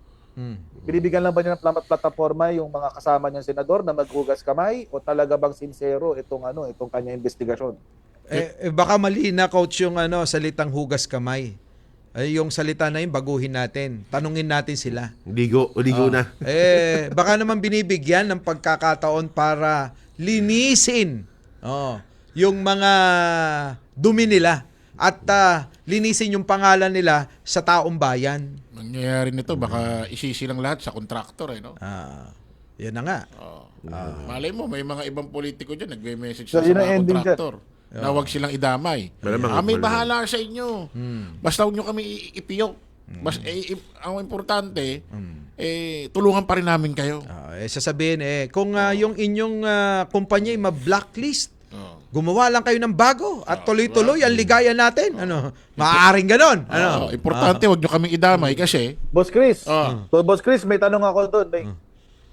Sorry. Boss Chris, may tanong ako sa'yo. Sige. Yung bang sinasabi mo, ibig sabihin, baka pwede pang pagkakitaan ng mga senador yung mga kontraktor pa para hindi sila ikanta. Pwede. Pwede talaga. Ililigtas nila yung sarili nila. Masasabi niyo ba, itong panahon to walang mga nagme-message sa mga kontraktor? Para-paraan, Diba? Isi-sell stock lang naman sila ng mga politiko Tsaka nagtataka ako meron ng investigasyon si Presidente. Ano pa yung iniimbestigahan ng senador? Kasi ang pwede lang naman nilang imbestigahan dito in aid of legislation. So gumagawa ba talaga sila ng batas? Para gamit yung mga hearing na yan. Baka naman ganun talaga. Naghahanap sila ng mga maaaring baguhin o ipanukala ng mga batas dahil dito sa mga nangyayari. Actually, hindi pa senador din nag-imbestiga Meron din plano si Congressman Ridon ba yun? Congressman Ridon sa sa Congress din, yung TRICOM, imbestigahan din daw nila, meron silang sariling investigasyon. So, dalawa na sila. Ang alam ko, COA din ata, meron din atang ginagawang investigasyon yung COA. So, tapos ang nakakatawa dito, kasi merong programa si Marcoleta kagabi Sabi ni Marcoleta, ba't yung imbestigahan yung flood control? Bakit ngayon lang? Siya pa talaga nagtanong bakit ngayon lang. Ikaw rin, bakit ngayon ka lang din nag-imbestiga? Oo nga. Di ba? Dati siyang congressman. Yun pa nga dati siyang... Actually, sa mga pagiging double standard, dyan mahusay si Marcoleta na kapag pabor sa kanya, parang sinabi ni Marcoleta dati na tayong mga congressman dapat wag tayong balat sibuyas. Tapos papakontempt niya si Enzo Recto nung tinawag siyang manilinlang. At hindi lang yun. Pati si Vice Ganda, pinatulan niya. Si Vice Ganda. Si Mima. Shoutout ka pala kay Mima. Ibig sabihin ito si Marcoleta ay mapagpatol, mapagpatol. Pikon, double standard din. Pikon, Oo. Teka, balikan natin yung si Joel Villanueva. Yun nga, may bago. Oo nga pala, sige. May video. May video pa pala. May video na talagang pinapakilala niya yung district engineer na si Sabi niya wala siyang kinalaman doon. Ito na nga. Oo, di ba? Sino ba tong district engineer na to na controversial? May something talaga pag gano'n, ano? Ayun na, yung district engineer na controversial. Alcantara. Yun na nga. No, naku, kaapelyido pa nung kaibigan ko. Yung kaapelyido pa nung kaibigan kong taga Bulacan, na Alcantara din yung apelyido. Yung ba yung pinakikita sa FB na medyo mataba na ano? Na parang kamukha ni Salvador yung dating sekretary ni Digong, kasama niya sa Dahig. Panelo? Maldea. Yun. Kamukha no? Maldea. Kamukha ni Maldea Pero hindi naman ho siya, no? Nililiwanag lang natin. Kamukha lang. Nung pinakilala niya, di ba sabi niya, nakakasuka. Galit na galit eh. Ang daming mga sinabing mga salita si Joel Villanueva. Doon nga. Di ba? Na tila ba parang wala siyang kinalaman, ano siya, inosente. May lumabas na video. Bakit yung controversial na district engineer dyan sa Bulacan na tila ba yan yung parang kumakamada. Kasama mo. Kilala mo. At talagang ang sweet mo sa kanya. Sabi niya eto na. Si District Engineer Alcantara, napakagwapo. Sabing ganun eh. Boss Mike, di na ako magtataka kung si Senador Joel Villanueva nagdi-deny walang alam. Si Jesse Escudero, hindi na ako magtataka bakit nagdi-deny wala rin siyang alam. Mismo taga DPWH na sekretary, wala rin daw siyang alam. Lahat sila. Isipin mo, ikaw na sekretary dyan, wala ka pa rin alam. Si Coach. Coach. Sorry. Singit ko lang. In fairness, si DPWH Secretary, pinagtanggol ni Jinggoy Estrada. Nagulat ako doon. Diba? Sabi niya, baka sa sobrang dami ng regional office, baka hindi raw talaga umabot sa kanya. Ang problema kasi doon, Boss Chris, Boss Mike, Boss Take, ang problema kasi doon, ikaw yung big boss dapat nagra-random audit kasi. Yes. Ito pa ako, madagdag ko lang Yung 220 meters na haba ng kanal doon sa Bulacan, na binadgetan ng 55 million para gawa ng flood control.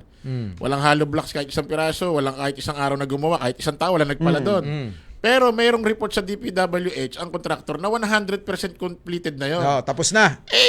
Ibig sabihin wala ka man lang bang pinapuntang taga DPWH doon sa site para ma-confirm na tapos na? Natotoo ba tong report? Ganun ba kayo kaya-iingot? Ayun na nga yun. Ganun ba kayo kaya-iingot dyan? Parang inaano nyo yung taong bayan para pinaglololokon nyo ba? Ayun na nga yun Dapat yung district engineer yung nag-i-inspeksyon. Di ba? Tulad nito. Right. Tulad nito. Isa pa pala, Boss Mike, dagdag ko rin. Sorry. Sige.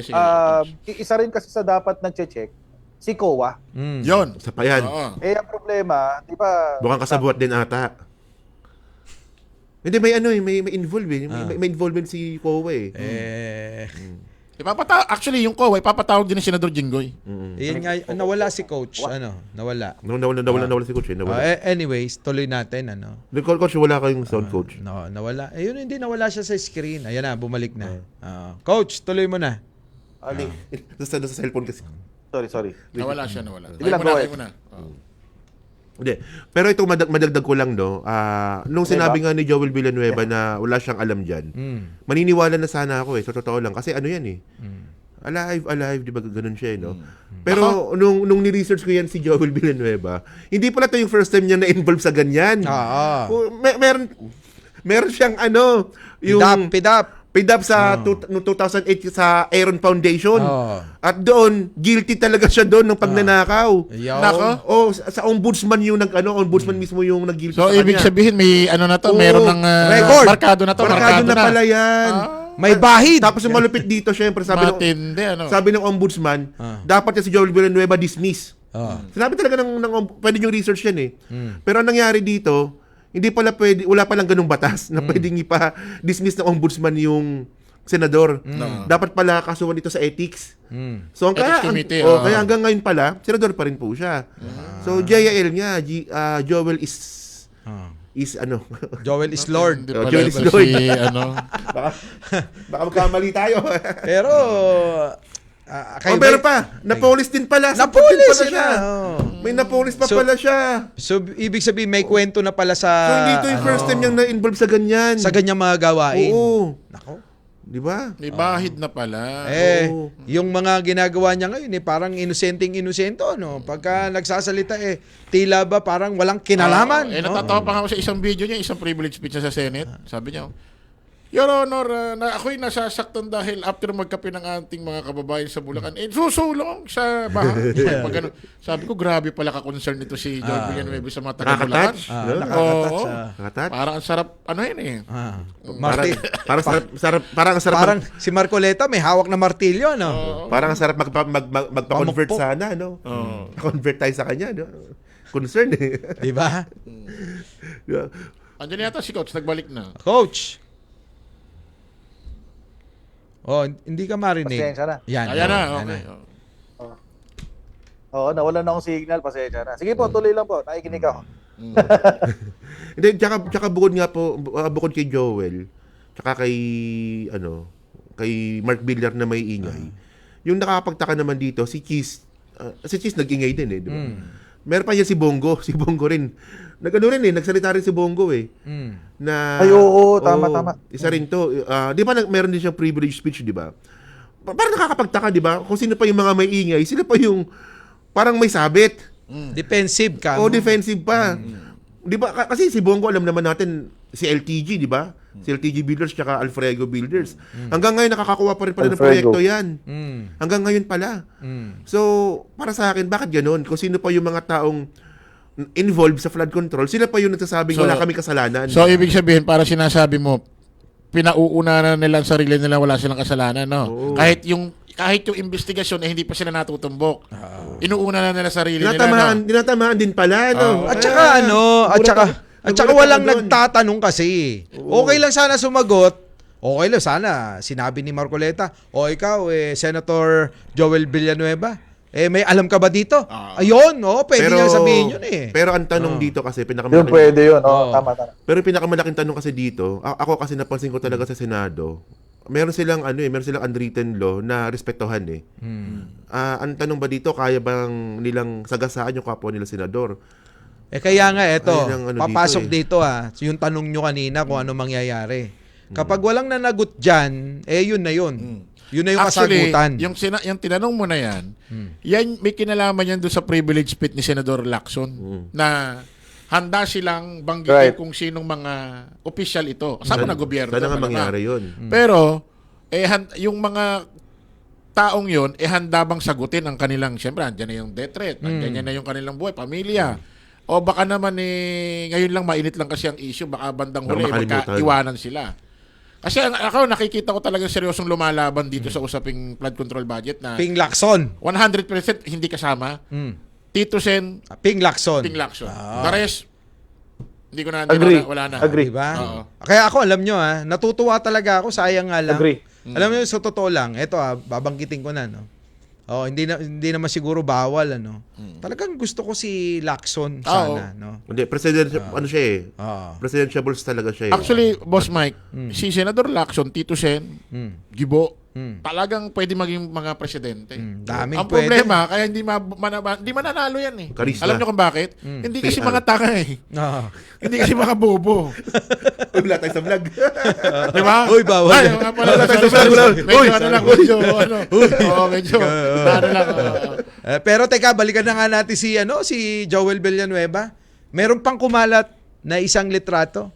Habang nasa isang dining table, ang daming kasamang chika bebe. Nakita nyo ba yun? Ano ba yun? True story ba yun? True story. Kala ko nga edited Hindi, totoo yun. Totoo pala yun. Nangyari. Ibig sabihin, meron din palang Palmolive. Di naman siguro. Hindi naman, di ba? Baka naman merong event. Pero parang mga boss, di ba yun? Sorry, mga boss, di ba parang campaign yata yun noong 2022? Kailan ba yun? Kailan ba yun? Hindi ko mag-gets kung bakit kailangan gamitin yung mga chika bebe na yan. Yung mga chicks. Oo. Hindi, baka dahil may event. Tsaka unang-una,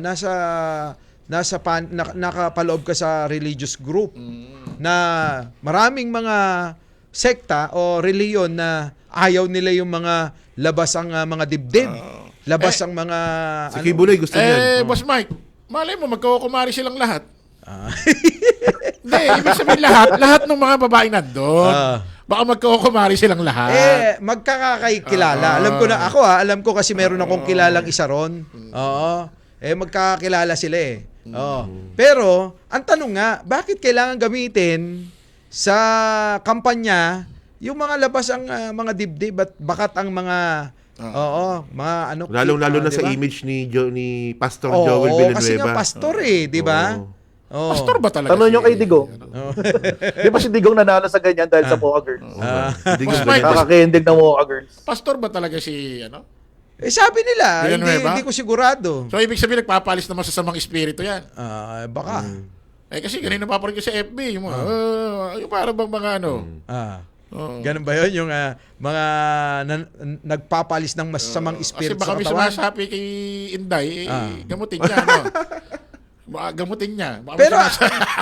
Pero nga, ano nga masasabi nyo ron sa mga babae na dami? Siyempre, bayad lahat yun. Alangan naman ng libre. Siyempre. Di ba? May TF lahat yun. Hindi, baka may berte. Baka nagaganda. Mahirap lagyan ng ano yun, boss. Mahirap lagyan ng baka may event.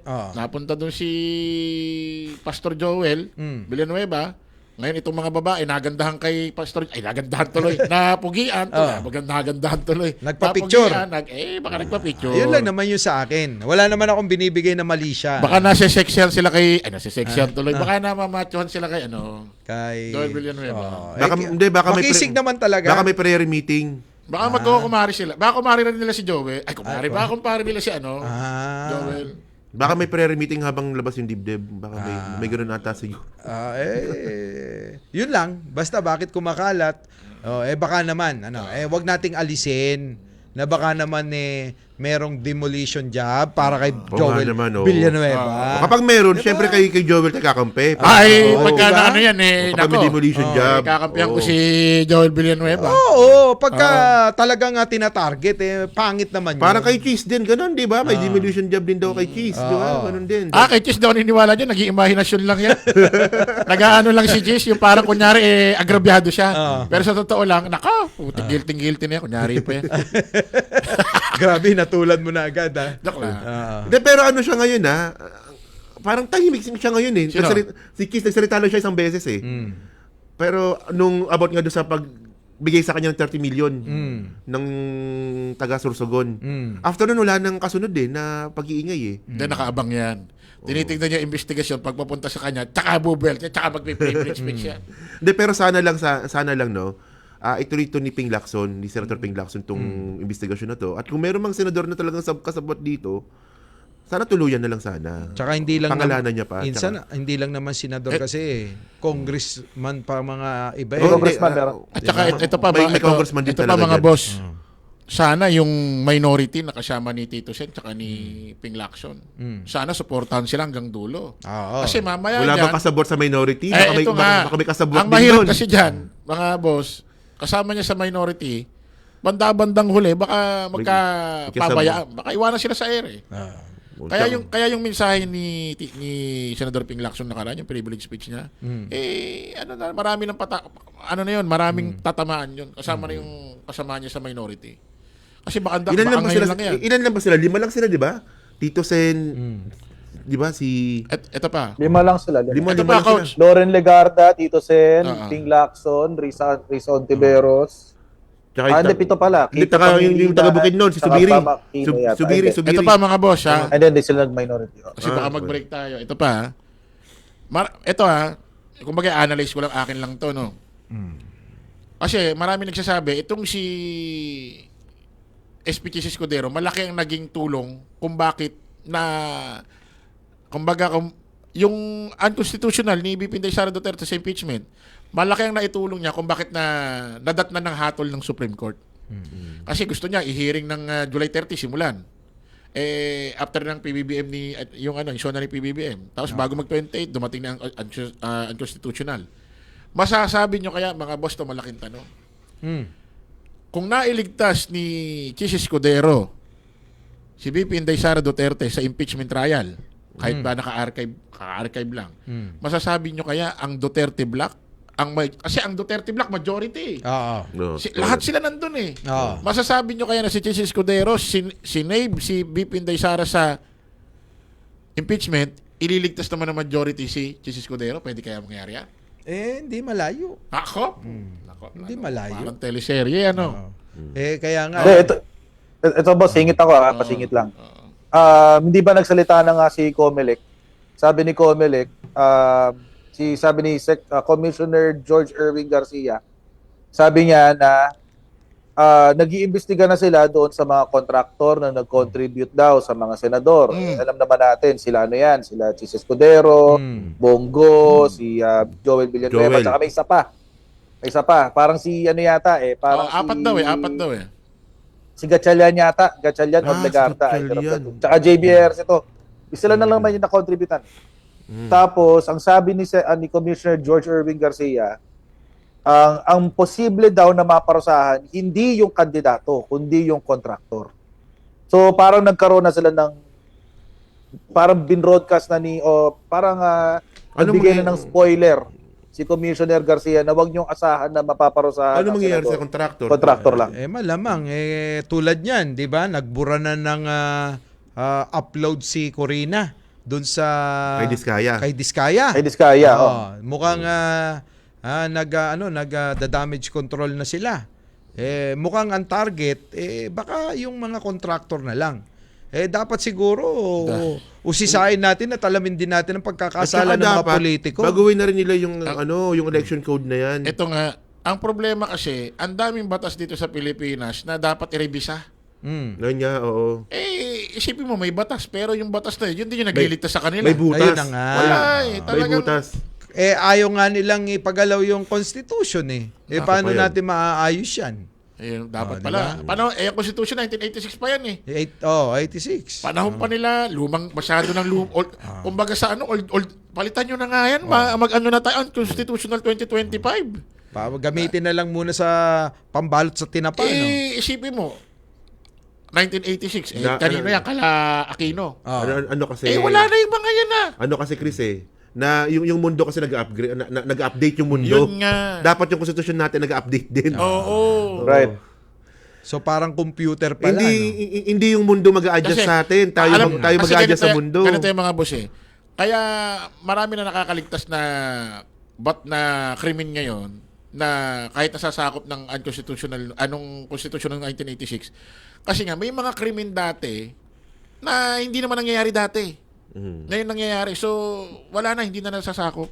Patulad nga niya, yung sinasabi. Parang yung example pa lang yung kung paano nila technical yung impeachment ni Sara. Di ba? Ayun pa lang Ang dami pang Marshall mo na nga, PBB, para nabubuisit kami. Tapos, singit ako ulit po. Joke lang. Isa rin kasi problema dyan. So, agree ako sa sinabi ni Chris na dapat i-amyenda na yung mga batas natin, i-update na. Ang problema lang din kasi, yung mga legislators natin sa Congress, tsaka sa Senado, ayaw nilang i-update yung batas kapag tatamaan sila. Ayun. For example, political dynasty, nasa Constitution natin yan. Sinabi sa Constitution, ipapaubaya sa Kongreso kung paano nila isusulat ang batas sa political dynasty. Pero wala pa rin tayong batas sa political dynasty ngayon. Oo. See? So, parang parang kumbaga, yung sumusulat ng rules, sinisigurado nila na yung sarili nila mainulusot nila. Ayun. Kaya, olats Natumbok mo. So, parang yung batas coach, para na lang talaga sa mga politiko, no? Oo. Ganun na nga. Parang pakitang tao na lang yung mga batas na ginagamit sa pang-araw-araw sa mga korte na para daw sa tao. Mas lalo na tong kapag hindi binago ni Leonin yung kay Sara. Lalo na maraming masasagasaan dito in the future. Ang nakakatakot dyan insan, Coach Jared tsaka Chris Ulo, no? Baka mawalan na ng tiwala ang taong bayan sa batas. Na kung sa gobyerno mismo. Sa gobyerno. Sa umiiral na mga tuntunin natin. Wala. Pwede ka naman tumakbo insan baka kapag ako ayoko sabihin dito, baka mamaya marami tayong mga baka may maniwala. Di ba? Maniwala sila Ako, dapat ma-amyendahan yung mga batas na i-revisan, no? Mga ibang batas na may butas. Correct. Yan ang pinaka-the best eh. Yung isa pang yung isa pang batas dito yung yung pag-open ng ekonomiya sa buong mundo. Kasi tayo nakasarado yung economy natin. Kapag foreign investor ka, 40% lang, coach, no? 40%, no? Yung dapat na 60-40, yeah. Na may 40% na sa foreigners. Sa foreigner. So ngayon, ito yung pinakamalupit dito ko bakit merong OFW eh. For example, ikaw, taga Singapore ka. Ang gusto mong empleyado Dali. US na lang para social. US na lang yan. US. Kunwari para social. O kunwari Amerikano ka. Gusto mo ng empleyado Pilipino. Saan ka magtatayo ng negosyo? Pilipinas. Ang gagawin mo pagpasok mo sa Pilipinas, 40% ka lang dapat. Dapat meron kang kasosyong 60% na Pilipino. Ano gagawin mo? Right. Pupunta ka na lang sa Singapore, dito magtatayo ng negosyo, mag-hire ako ng Pilipino. Correct. So may OFW. Tama. Matagal na dapat binabago yan. Ayan dapat yung binabago nung nakaraan. Pero ang unang-unang pumigil talaga dito, nakakapagtaka si Aimee. Nagtaka. Si Aimee mo kay Aimee. Actually, pasado na siya sa Congress. Wala ang utak niya. Tama ko siya, sa Congress pasado na, no? Sa Senate nang talaga napigilan eh.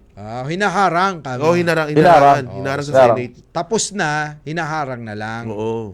Siguro, kailangan dapat mawala na lang. So ayun talaga pinakadahilan ko bakit merong OFW. Isa sa mga dahilan. So actually, wala namang problema maging OFW eh. Pero sana choice mo sanang maging OFW. Choice mo. Hindi yung napilitan ka kasi wala ka na makita ng trabaho sa Pilipinas. Yan. Oo. Ay, nako. Anyways, hindi ba tayo magbe-break? Oo nga, break na. Break na pala. Kanina pa tayo break. Ayun na. Break. Wala kasing nakalagay. Yan. So, mga kababayan, babalik po kami. Makaraan ng isang sandali. Opo.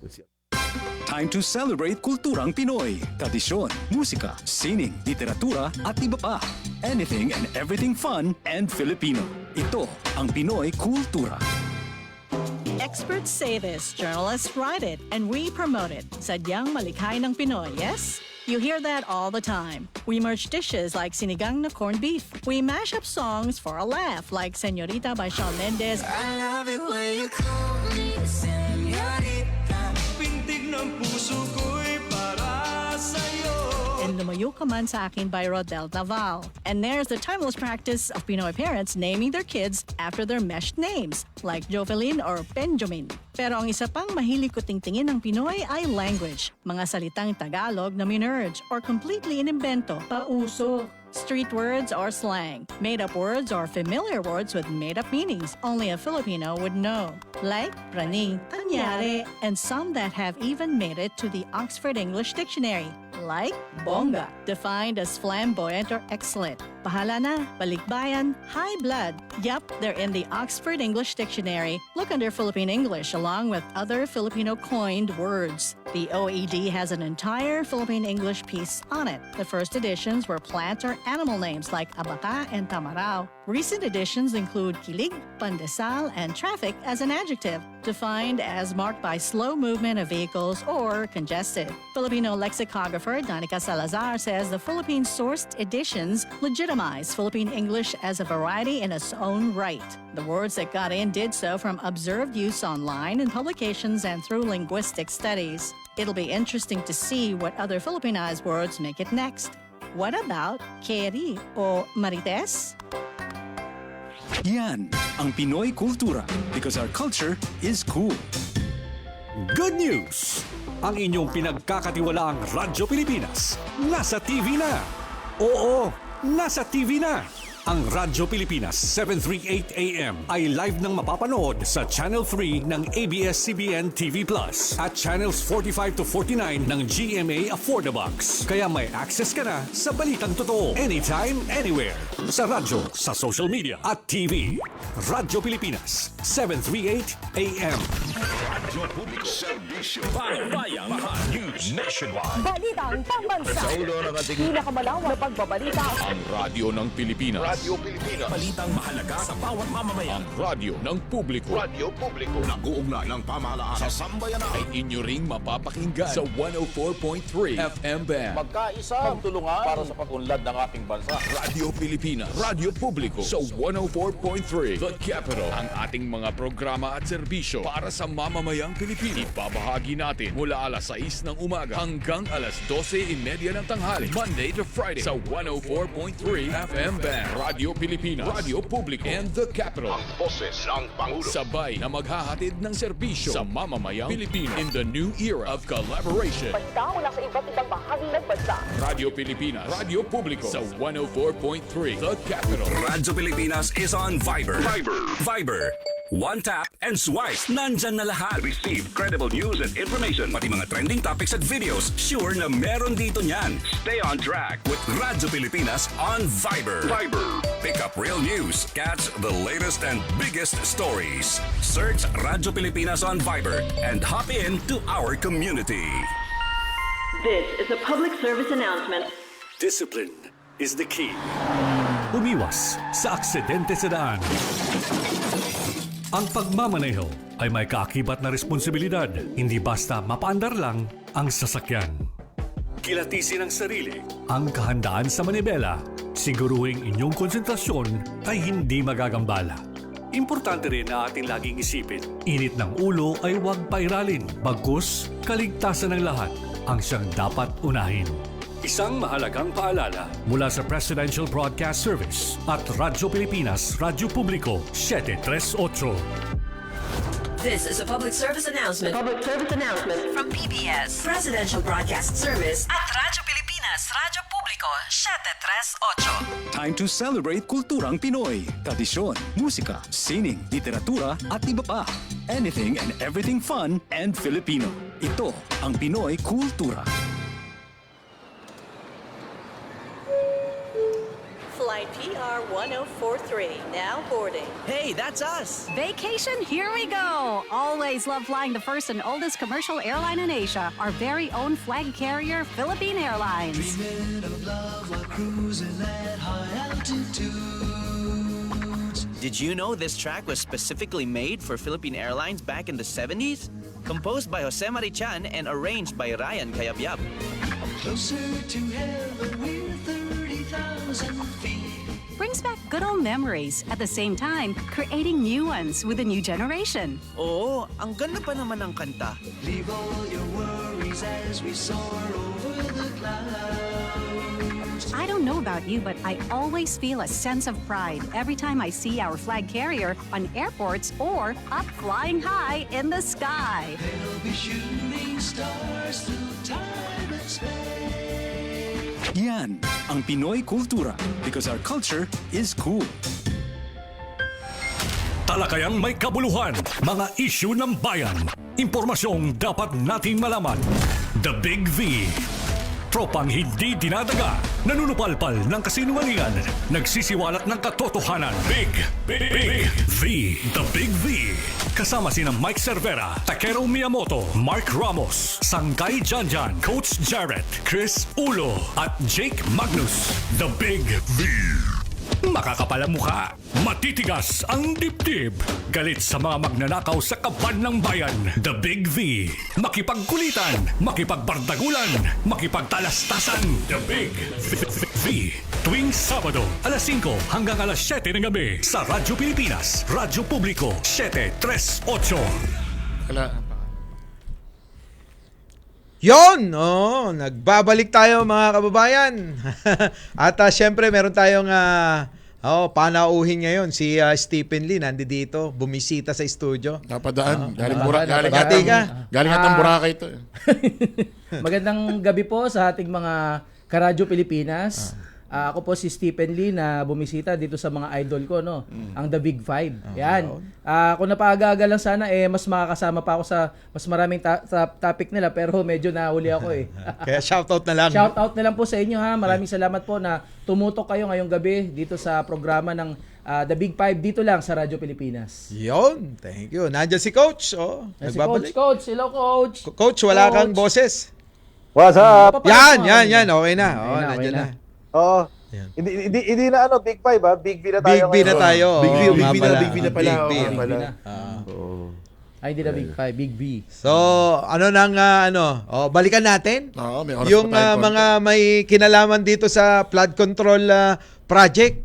Kasi merong isang congressman na sa siyam na gumuho o nasira na flood control, yung ginawa niya doon 6. Nako, naloko na.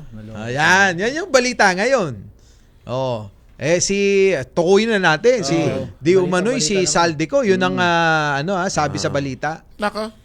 Di ba kilala naman natin na si Saldico kaalyado rin naman dati ng Pangulo.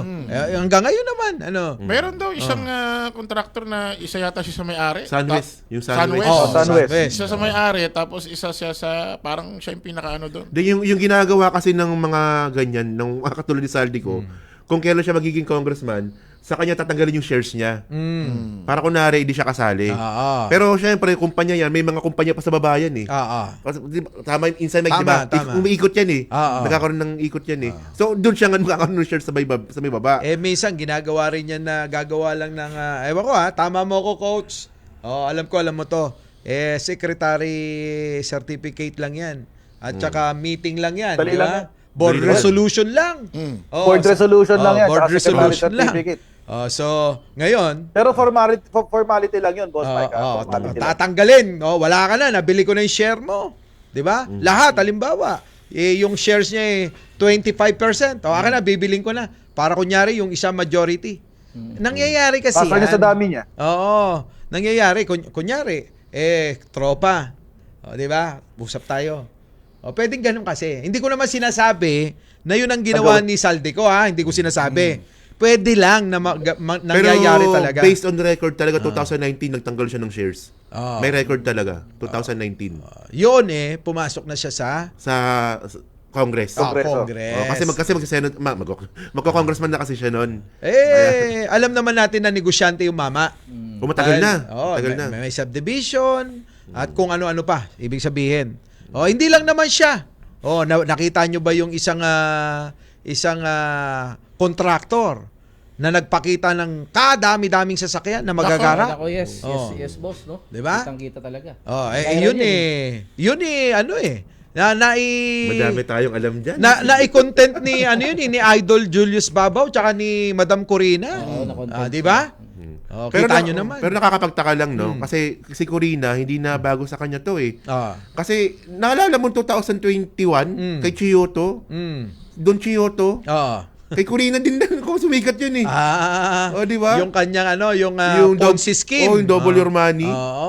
Maraming nadali ron sa mga taga-Rojas. Mga taga-Rojas. Diba? Pero ngayon nalagay sila sa medyo alanganin itong mga mainstream media personnel natin dahil dito sa issue nga ng mga contractors. Kasi ang isa sa mga kinikilala pagdating sa good governance na si Mayor Vico Soto ng Pasig ay may nabanggit patungkol dito sa sa di umano mga interviews with the contractor. Pangalanan na ba natin? Sige, pangalanan natin kasi andun naman open naman public information naman yun. Public naman yan So medyo yun nga it send waves sa social media na tumanggap daw di umano ng 8 digits. 10 million. 10 million daw. 10 million. 10 million.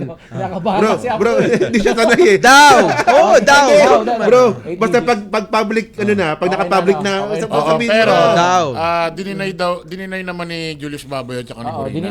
Dininay naman. Pero, ako naman, analyze ko dyan, hindi magsasalita si Mayor Vico Soto ng gano'n nang walang hinahawakang ebidensya.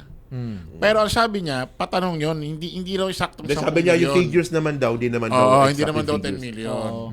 At according pa kay Mayor Vico Soto, naniniwala siya na may nilabag daw bilang ethics ng journalismo ito si Corina at si Julius Babaw dahil kilala silang mga newscaster. Ako naman, ano ko naman doon. Ang problema kasi hindi naman to sa sa TV. kung saang platform. Oo. Sa YouTube nila inano to eh. Katulad kay Julius Babaw sa YouTube channel YouTube. niya. Yung kay Corina ata, hindi eh. Hindi ba kay Corina? YouTube din yun. YouTube din pala. YouTube din. Hindi ito inano dahil sa ipalabas sa TV Patrol, ipalabas sa sa kanilang YouTube channel. So personal. Oo, yun ang ano diyan. Pero syempre, hindi naman kasi sila basta-basta tao lang na katulad natin na vlogger eh. Ano sila eh? Meron silang ethics eh. At may ethics sila talaga. Oo, may code of ethics. May code of ethics yung mga media personnel na katulad na. Especially mga veterano sila. Oo. Ang sabi pa ni ni Mayor Vico Soto about daw to sa lifestyle ganon. Sabi naman ni Julius Babaw para raw maging maka-inspire ng tao. Sige, okay. Nakaka-inspire yun talaga. Sa akin naman, hindi nakaka-inspire yung ganon. Hindi ako na-inspire ako kaibigan natin si Julius Babaw kasi dati binabati tayo niyan. Pero sa akin hindi para maka-inspire ang tao nito. Bakit? Ang nakaka-inspire yung buhay ni Pacquiao. Yan. Kasi galing sa mahirap talaga yan. Buhay ni Insan. Yan, mga ganyan. Pero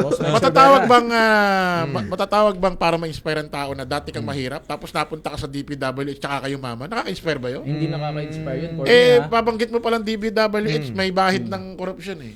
Tapos mayroon kang 40 luxury car. Alam ng tao ka mo na kapag ka sa gobyerno, laging ang isip nila merong so, kasabit na hindi para sa akin hindi nakaka-inspire, ma-inspire ang Hindi, tao. tsaka nabanggit din yata na dun sa mga luxury cars, meron yang hindi na mga nagagamit eh.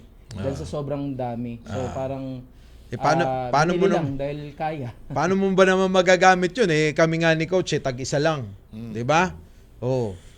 Pag lumabis doon, hindi na nga namin magamit yun. Hindi mo na magagamit yun. Magiging tambak display na lang sa parking lot mo yun. So parang kayabangan na lang hindi naman, baka hilig talaga nila. Baka hilig nila. Pero kudos din kay Mayor ako naman, singit lang ako mga brother. Coach.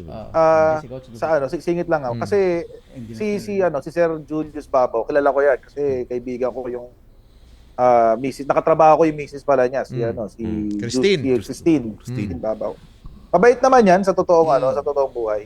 Yun nga lang dito sa kasi ang convenient kasi nung excuse na lifestyle channel to, ginagawa lang namin to kasi yun nga i-broadcast yung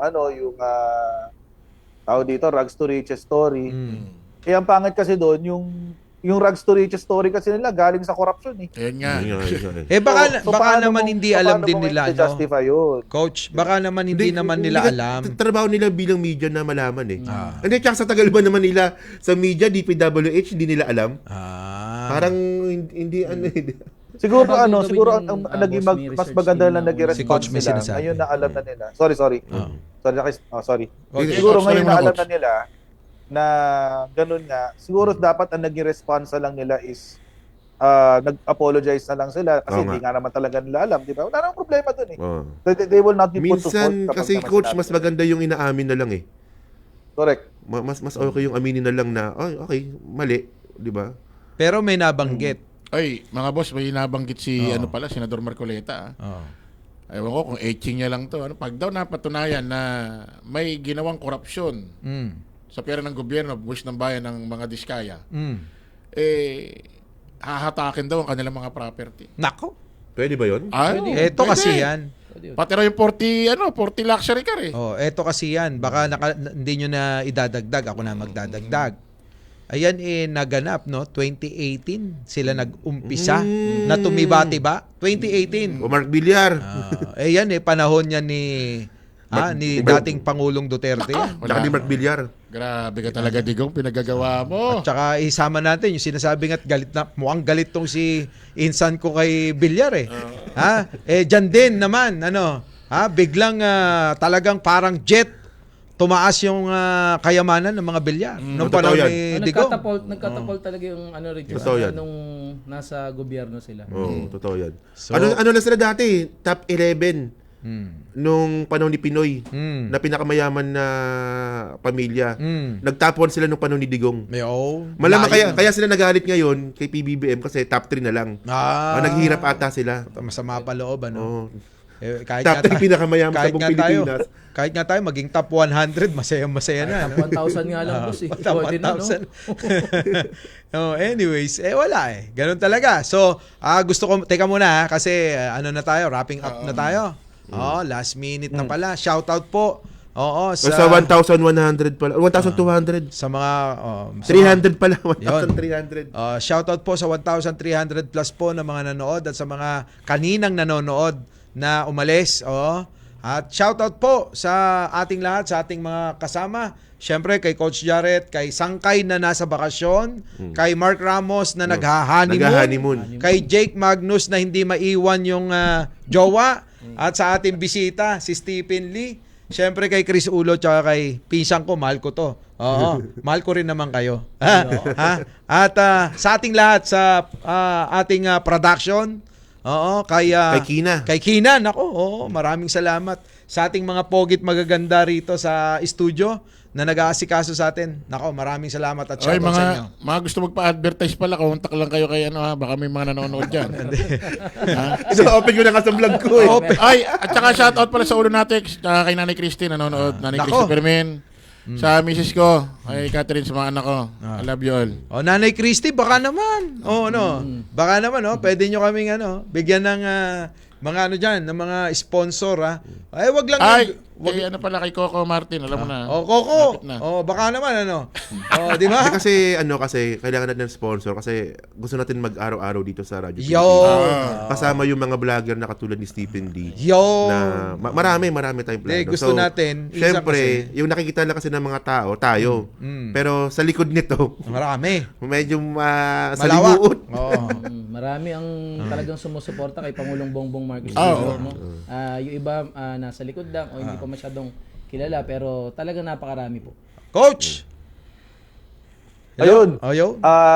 Ayun, magsa-shoutout lang ako sa pamilya ko syempre, tsaka happy birthday sa aking wonderful daughter. Happy birthday. Happy birthday. Ayan. Actually, dito ako ngayon sa party niya, kaya doon napunta dyan. Birthday pala niya ngayon. Maraming may celebration ngayon eh. Kasi, di ba, si Sangkay, anniversary ata ng church. Si Mark, Honeymoon. Bablog niya ata yung honeymoon. Alin ba yung bablog yung ginagawa sa honeymoon? Hello, Ma'am Nina Chupapi. Shoutout sa'yo. Okay na yun. Siyempre, shoutout kay Mami na nagluto kanina ng Bicol Express tsaka masarap na sinigang na baboy. Doon sa aming pinuntahan sa may Rizal. Nako. Shoutout po sa inyong lahat. So yun, mga kababayan ko, yun na ba yan? Wala na kayo dadagdag? Coach, wala na? Wala na. Okay na. Tax. So, babatiin ka? Shoutout pala sa asawa ko tsaka sa dalawang anak ko. Every ko naman binabati yun. Tsaka sa chewin kong may sakit. So, pagaling po kayo. Yung yung dinate nyo sa Boracay, hindi ka kasama. Hindi mo babatiin yung... Joke lang yun. So, mga kababayan, maraming salamat po sa inyong panonood at sa pagsubaybay at pagantabay at pananatili sa aming programang The Big B. Abangan nyo po kami tuwing Sabado, alas 5 hanggang alas 7 ng hapon. Maraming salamat po. Talakayang may kabuluhan, mga issue ng bayan, impormasyong